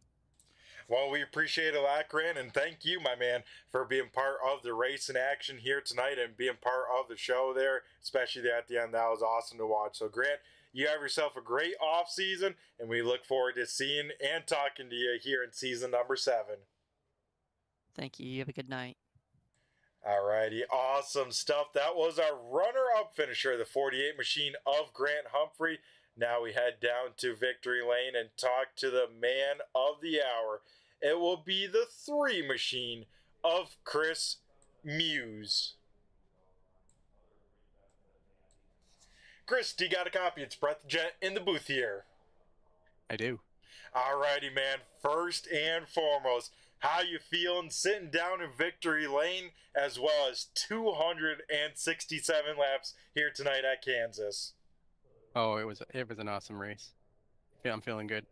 Yeah, exactly. It looked like a good one for you. And, all things considered, down here in Victory Lane, first win of your 802 iRacing career, done and over with as well. And, man, and one of the longest, if not the longest, 802 iRacing race as well.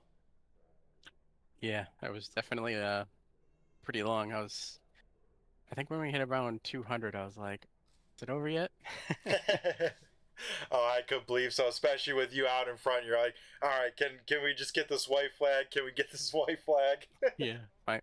My after we pulled over and my hand was cramping, my shoulders cramping up. Oh, I could believe so. It definitely was a long one. And because, these cars, you had to stay on your toes here tonight. It seemed like the track definitely changed from day to night, as well as, man, it seemed like that dirty air and that top side was pretty tricky, right? Oh yeah. For sure. The dirty air was really bad. For at the end there, Grant was catching up to me, and he'd get like about 3/10 of a second away, and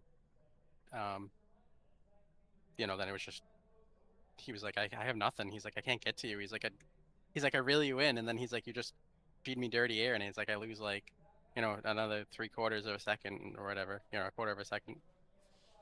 Yeah, it definitely seemed that was the case. But yeah, man, I tell you what, you had some great pace when, all things considered. Multiple times we saw you not only have to deal with the dirty air, but drive yourself up through this field here in this one. Oh yeah.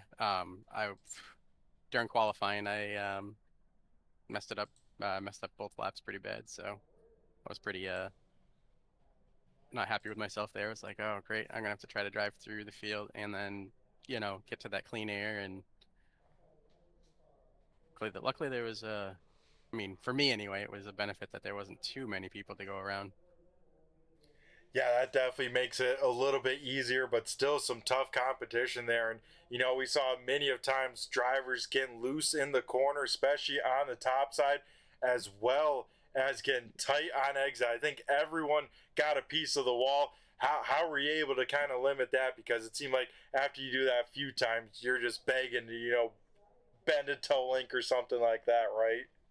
Oh yeah, it's really easy. I heard I was just talking to Anthony, and he said a Calatonian, he said he broke something in the rear end. He hit the wall pretty hard. Yeah, and I mean that is the tough thing when these next gen cars. I mean, how often do you race these cars, and how often do you know is that in the back of your mind? I race them. Most of the official races as of late, I've been just doing next gen. And I'd race in another league that runs before this one. I'm probably going to switch over to this one full time next season. And we just ran Kansas the week before, so only it was like 150 laps, so a little bit, a lot less laps. But one thing I know that was a little bit different was track temp here was definitely warmer. But once the sun went down, the track drove similar to how it did when I won my last race. Actually, I did win in my last league here too. It was actually a 1-2-3 finish with me, Grant, and Tyler Humphrey, who's not here. Wow, that's awesome to see. So I guess coming into tonight, you were feeling pretty good, right, and hoping for a good finish when it came to Kansas? Yeah, I was feeling pretty good until I messed up qualifying. Then I was like, oh, it's going to take some work to get up front, but... Oh, I bet. And luckily you're able to put in that work, able to get back to the front. And then, man, what a strategy call it was for you to, set up, stretch it out to that 140 mark, and then from there to one stop it. Wow, that was impressive. Yeah, I started saving to make it so I could do that one stop, and I was clutching in a few times, like, couple of laps here and there, and trying to save a bit extra just to be able to make it. I think I have 0.2 gallons in the car. I did do a burnout, but I think when I crossed the line to do the burnout, I think I had 1 lap left estimated. Whew, that is definitely cutting it close, and luckily, you just had to have enough to get there to the end, and luckily, Chris, you definitely had that. And overall, looking at the stats, man, first top 5 finish comes tonight with a win. Wow, that is awesome. Thanks. Yeah, and I mean, in your limited amount of starts too, I mean, all things considered, this is now your 4th start with the 802 iRacing League, and yeah, you kind of mentioned it a little bit before. What's the plans for season number 7? Now that you have a pretty good average finish when we're looking at those limited starts. Yeah, I'm gonna start with 802 next season. It's gonna interfere a bit with my other league, but I might just I want to try to run both of them, but I definitely am switching to the 802 so full time. So the other league's got 5 weeks left, I believe, 4 weeks, and I'm gonna miss the upcoming week I know you guys don't run, so I'm going on vacation. I'm going down to New Orleans for a little vacation.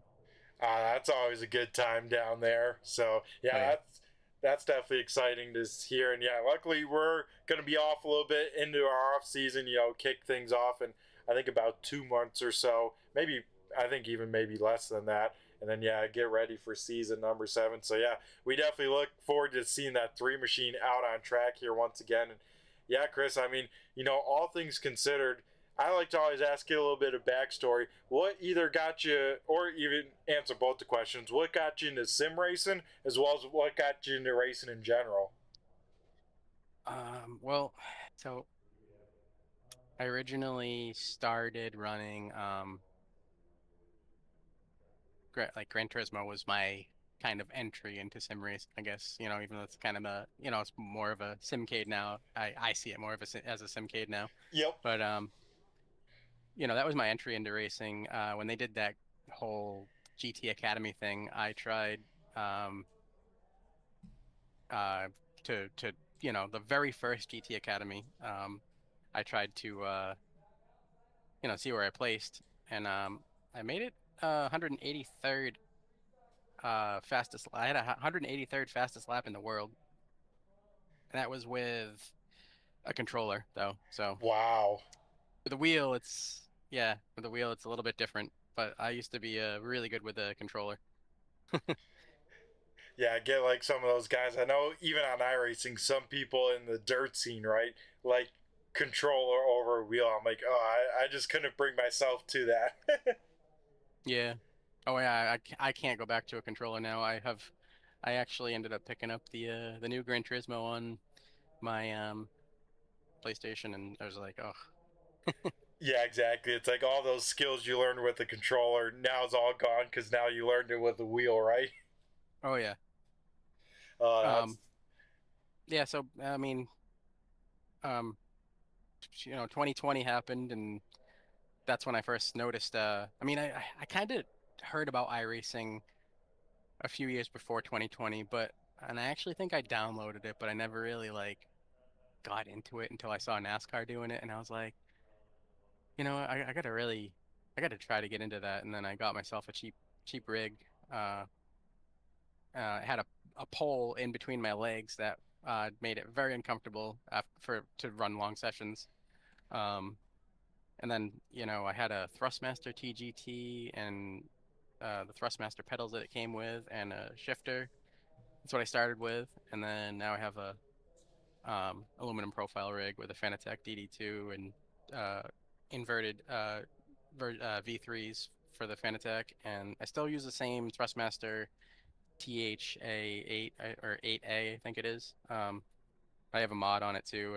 I have the Rick Motec, so it gives it kind of gives you a feedback of when you're shifting, you can actually feel something. Because my biggest gripe when I first got this and I switched it into sequential, the shifter, was you couldn't really feel it going into any gears. It was just kind of like a floppy, I guess. Wow. I don't know. Yeah, so this thing kind of gives it almost like a camber, to give you kind of a feel of clicking through the gears. Yeah, that does sound pretty sweet then, instead of, just going through it in almost nothing, right? Yeah.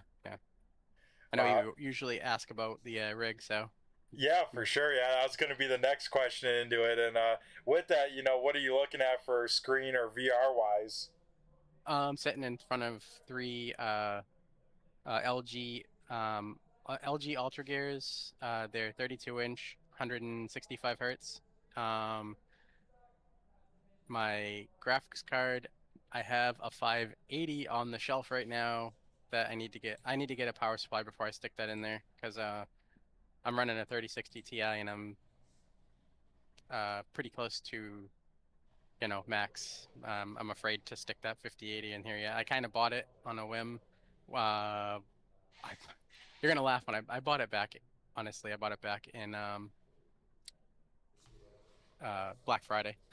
Oh, okay. And I've just hesitated to. I just haven't really had the extra to spend on a power supply right now. But I'm glad I did buy that when I did, because that card's going for $300-400 more than what I bought it for. So. Oh, I could believe so. Yeah, you definitely got a good deal with that. Yeah, like you said, as well as RAM, right? It's crazy how much computer price parts have gone on up even with it. It's like, oh boy. Yeah, I definitely need to put that in here because with the 3 screens, before I was running a single screen, now I'm running 3, and I'm getting about 40, 45, sometimes 50 FPS, depending on the track Yep, and and how many cars. yeah, and I assume you go to Daytona, Talladega. It's rough for there. It's rough for me as well when I boot up with my triples for there. It's like woohoo. Oh yeah, yep. Alrighty, well, awesome stuff, Chris. It's been a pleasure talking to you here tonight. Once again, congrats on your first ever 802 win, man. That is awesome to see. So before we let you go and celebrate this win here and wrap up season number 6 for you, we're going to go hand over the mic to you one final time down here in Victory Lane and have you thank who you got to thank, whether sponsors, teammates, or anyone else you'd like to give a shout out here on YouTube. I want to thank my girlfriend for letting me, putting up with this, and having what was I gonna say? Sorry, and lost my train of thought. Yeah, I'd like to thank my parents. And then for the sponsors, Isabel Impact, Must Love Poodles, the Bar Distillery, and you for putting on the broadcast, and Rob and all them for starting the league. Yeah, awesome stuff, Chris. We appreciate it. And yeah, thank you, my man, for being part of the show here tonight. And once again, man, congrats on the win. So you take care, go celebrate this win, and we'll catch you in a few weeks' time for season number 7. All right. Alrighty, awesome stuff. That was our race winner, Chris Muse, getting the job done, picking up his first career iRacing 802 win here tonight at Kansas. Now we have one final driver to talk to here tonight, and it is now the 484 machine. It is Anthony Calatoni here in this one to be chatting with us as the season number 6 802 champion. Anthony, do you got a copy again? It's Brett the Jet in the booth. What's going on, buddy?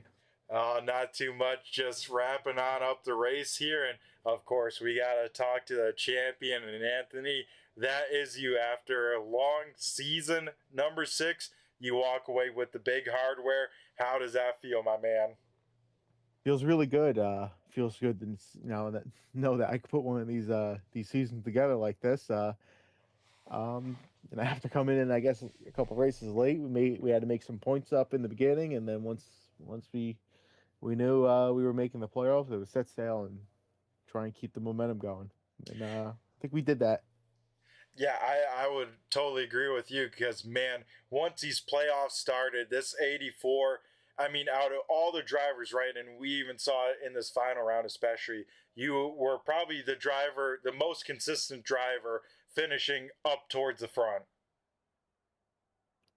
Yeah, with a little luck there. I know Atlanta was all luck, but yeah, luck and just consistency got us here.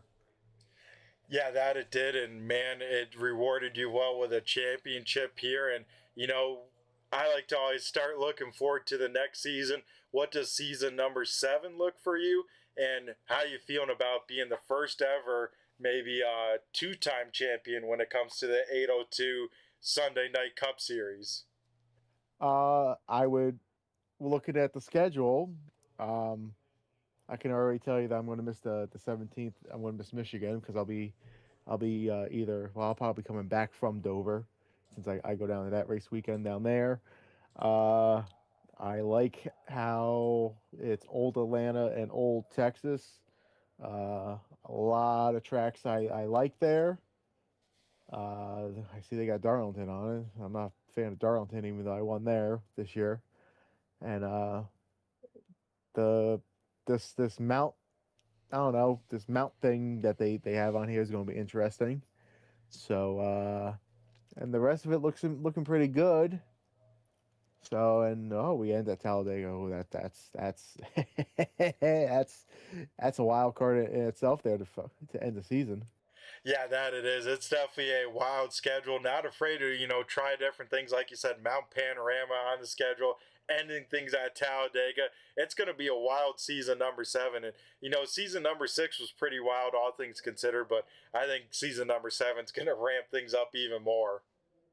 And I like how it's no playoffs, straight points. That's to to let the consistency and the good finishes pay off there with the points.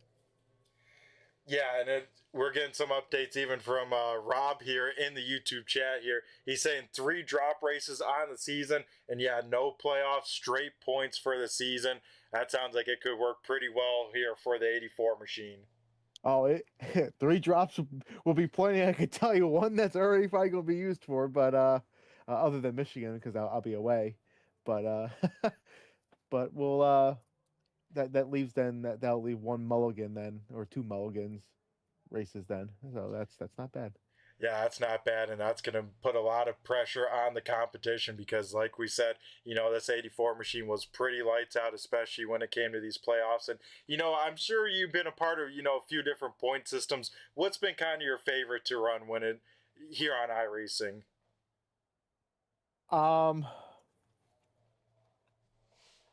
I kind of like I like when the points reset. You do a whole season to make the playoffs, top 16, top 12, or whatever, top 20. Some leagues do, and then you just run it out. I do like.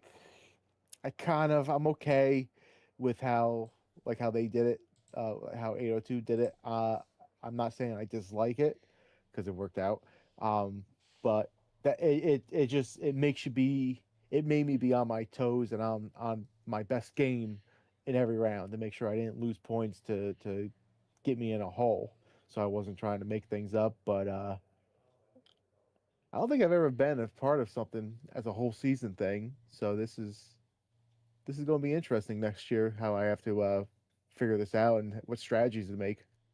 Yeah, exactly, because full season points, right? I mean, every race then counts, at least with these rounds, even if you have maybe 2 good races, it's less pressure in the third one, vice versa. I mean, even what we probably saw with you with this round as well. But yeah, full season points, you got to be on your game every race and, really kind of factor those and try and limit those really bad finishes, right? Absolutely. Yeah, awesome stuff overall. Like we talked about a little bit before, Anthony, a great season for you. I mean, looking at the stats, it is awesome to see, all things considered. I mean, 7 wins for you, 13 top 5s, 15 top 10s. And the one thing that actually kind of surprised me here on the season, you didn't actually have the most laps led here when all things considered. You had, I think, let's see here, it was right about 425, which put you second.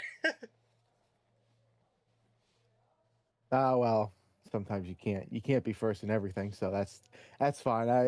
Who led the most? Probably Jim or Jeff. Yep, it was Jim in front of you and Jeff Pogo behind you. Yeah, good. No, I'm not usually much of a lap leader. I'm usually trying to sneak at the end there, but we tried and the result showed. Yeah, that it did. Overall, walking away with the championship, man, that is awesome to see. And I'm sure, when you first jumped in here, right, probably wasn't even on your mind, especially until probably even the playoffs started and you saw you snuck in there, right? Yeah, I mean, I wasn't even planning to be in the playoffs. Was just supposed to be until another league started, and they ended up not starting the series, and I just stayed. So I was having a blast here, and I'm still having a blast. I enjoy racing around these guys that race here, and I can't wait to do it again in a couple weeks. Yeah, exactly. We always really enjoy seeing that 84 machine out there on track because it always seems like you put on a great battle, whoever you're racing on around. And here tonight, more of the same. Sadly, not quite able there to finish the full race, let's say. But overall, man, still a great season, all things considered. And, I think maybe the big turning point, I think, was just how you started the round of 15. It seemed like that started with a ton of momentum, and you just never lost that momentum since then. Yeah, the whole racing thing is just just keeping your momentum and just keep it going, because it's okay to have one bad race, but then sometimes one turns into two, turns into three, and then you're going to a slide, and then you're trying to get out of that hole and out of that slide. So I just try and stay consistent each week, and where I'm not disappointed in myself. Yeah, exactly. And you did just that. I mean, overall, through the playoff rounds and all things considered, I think you only weren't leading the championship one time. And I think that was at the conclusion of the round of 10, you were second. And then so I was like, man, I think everyone kind of knew. I thought so, at least in the booth, that, the 84 was going to have the biggest target on its back, especially here in the round of 5. And I tell you what, you held your own and did what you needed to do to get the job done. Yeah, that the points, the points, the 23 or whatever, that saved my ass. So Yeah, that it did, and that just came with good finishes up and before there, and limiting those big bad races, and you did just that. And yeah, Anthony, once again, man, congrats on the championship, and for that championship stat column, how you looking in that? Because of course, first one with 802. How many other championships do you have? none. I only have this. Well, I joined a league in 24, and they only did a 10 race season, and I only started 9 of them and only got 1 win there, and I ended up winning the championship there. But so yeah, I guess this is my second championship. Even though that was a short season, this was definitely my first like real long season championship. We're still trying to I'm still trying to get one over in the other league, but we're working at it over there. Well, awesome stuff. I'm pumped up then for you to have another championship to your name. That's always a great feeling, to especially put together a season to walk away with a championship too. I mean, that's something that not a lot of people get to experience, especially. I mean, even in iRacing in general, right? Yeah, it makes you feel like that, like, damn, I can do this. I can drive on this sim, and I can put a race together, or I could put a season together, and when the pressure's on, I don't crack under pressure. So it's a little bit of a confident booster.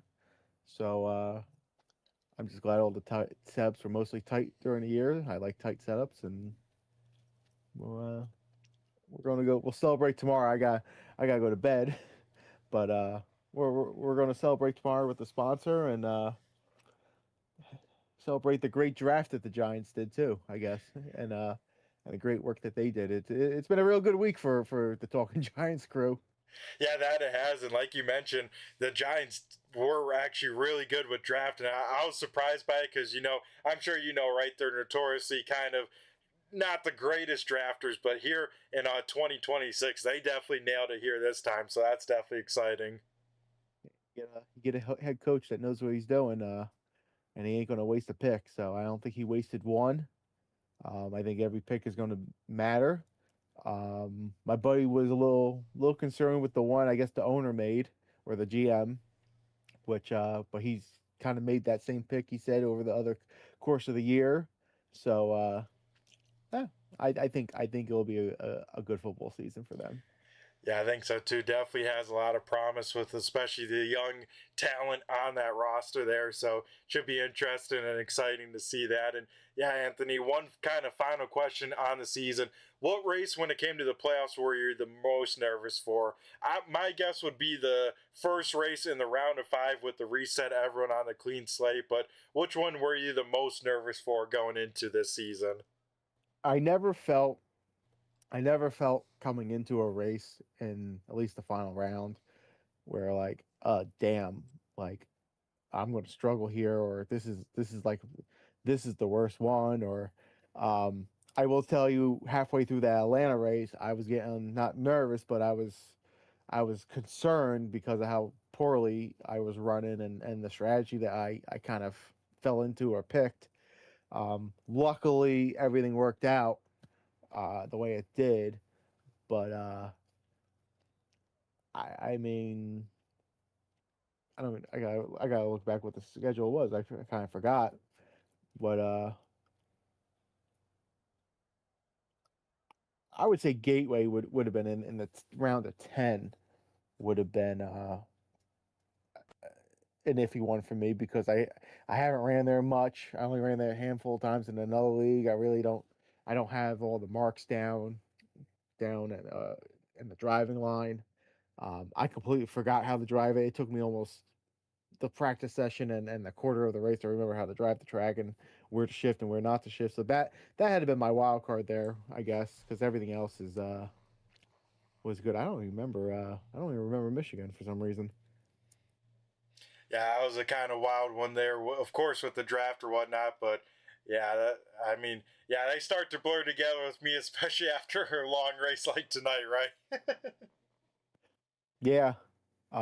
Obviously the one I can't forget is the Dover. That by far was the best race in the round. But yeah. Yeah, overall, man, once again, congrats on the champion. That is awesome to see, Anthony. You definitely earned it here this season. 7 wins on the season and the championship. Man, a great one. And yeah, man, I guess for the final time here in season number 6, we're talking with the champion, and we'll let you have the stage here to thank who you got to thank for a championship season, whether sponsors, teammates, or anyone else you'd like to give a shout out here tonight at Kansas. Well, obviously, I'm going to have to thank Talking Giants for being on the car, John Boy Media for all the support, all the fans of Talking Giants and John Boy Media who follow and hopefully watch every week. Got to thank WBD Diecast, NC811, BG Graphix, everyone at 802, you Brett for the broadcast, and I'm pretty sure my father was watching, so I'll have to thank him. I saw he was texting and calling me when I was waiting to come up here for you. So, Pops, I'll call you tomorrow because I gotta get to bed. But and all my friends, my buddy George, I hope he was watching. He always likes watching me run these things. We're both big race fans. And just everyone else who watches me do my little hobby, I guess. So I think that's it. Oh, I forgot about Rebuilding Warriors and the Elks organization. They're on the card now. So yeah, I think I hit it all. I think I'm pretty sure. Any other sponsors? I don't know if I missed anyone, but anyone else, appreciate the support. Yeah, exactly. And I think, Anthony, you're going to have a lot of opportunities next season if you forgot anyone else. So, once again, man, congrats on an awesome season. Congrats on the championship, man. You definitely deserved it here and definitely earned it. So, you have yourself a great off season. Go celebrate this championship here tomorrow. And, Anthony, take care, and we'll catch you and see how you can defend your championship here for season number 7. Thank you, Brett, and we'll see you in a couple weeks. And I look forward to racing you because I think you're racing in the Thursday series, correct? That is correct. I'll be behind the wheel for some select Thursday night races. So yeah, I'm definitely pumped up. I always had to, blast racing with all you guys or whatnot, and I haven't had a chance yet to race against you. So that one I definitely have circled to see how we compare to that 84 machine because you're gonna have my work cut out for me. I know that for sure. Well, you definitely seen how I drive. So I hope you learned some things. Oh yeah, we definitely have a lot of notes on drivers. Now the question is, how can I apply those notes behind the wheel, right? Absolutely. So I look forward to that there, buddy. So we'll catch you here in a couple weeks. And I'm going to enjoy going to bed before 8 o'clock next Sunday.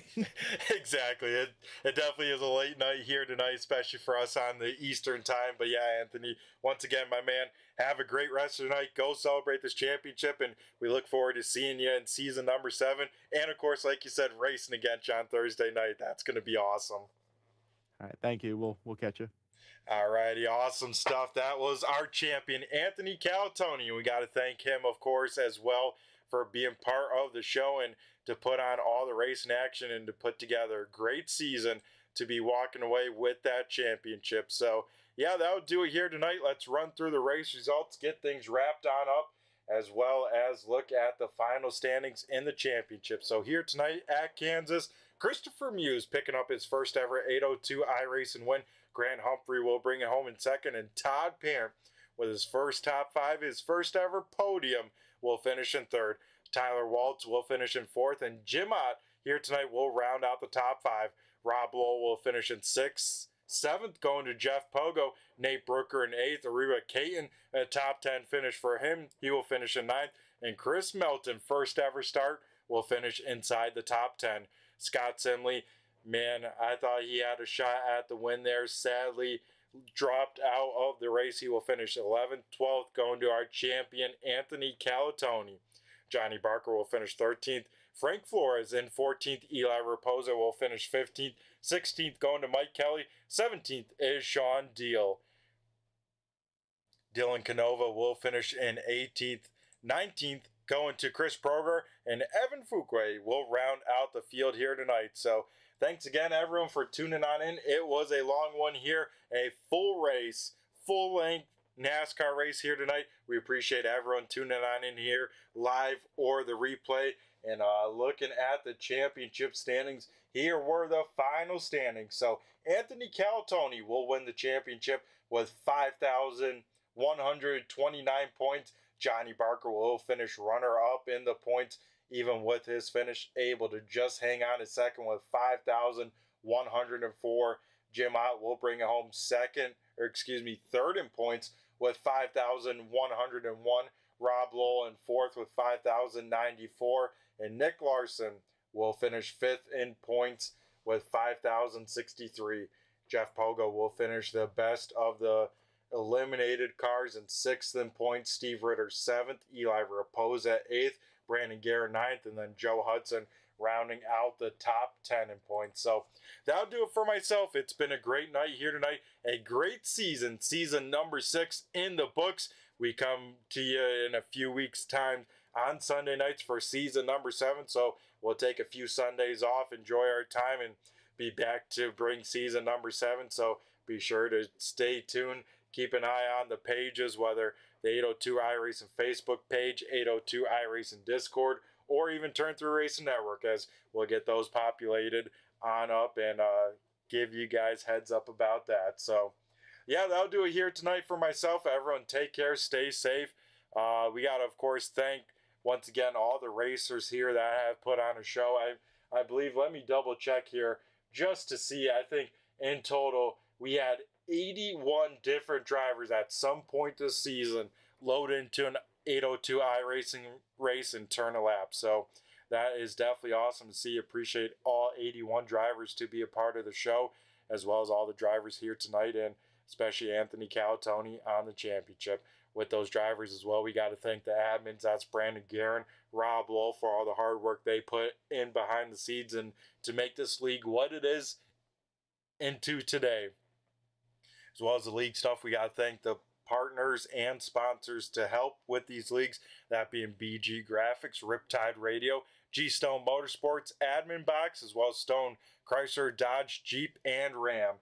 As well as, Turn Through Racing Network. We go live throughout the week, Monday through Sunday. A lot of great sim racing action and a lot of different great broadcasters. So if you're ever feeling some sim racing, feel like tuning into some, be sure to tune in to Turn 3 Racing Network. I'm sure we got your needs there. So yeah, that'll do it for myself. Turn 3 also partnered with Premier Setup Shop, so you can find out more about them with the link in the description. Click would go a long way and be greatly appreciated by myself. So yeah, that would do it here tonight. Season number 6 done and over with. Anthony Calatoni now being our 6th different champion in the 802 iRacing Winston Cup Series. So that is awesome to see. We'll see if he can maybe be the first 2-time champion. We'll have to find out after a season number 7. So yeah, everyone take care, stay safe, have a great week, have a great off season, and we'll be back, like I said, in a few weeks for season number 7. So once again, I've been Brett the Jet in the booth, and I just flew by you. Have a good one. Premier Racing Setups is the longest running setup shop on iRacing. Our monthly subscription options start as low as $20 a month. We offer setups for dirt oval, asphalt oval, and road racing, covering a wide range of cars and skill levels. Built and tested by top-tier sim racers, this isn't just a business, it's a community of competitive drivers. If you want to better your iRacing experience, head over to PremierRacingSetups.com today. And remember, if you don't get one,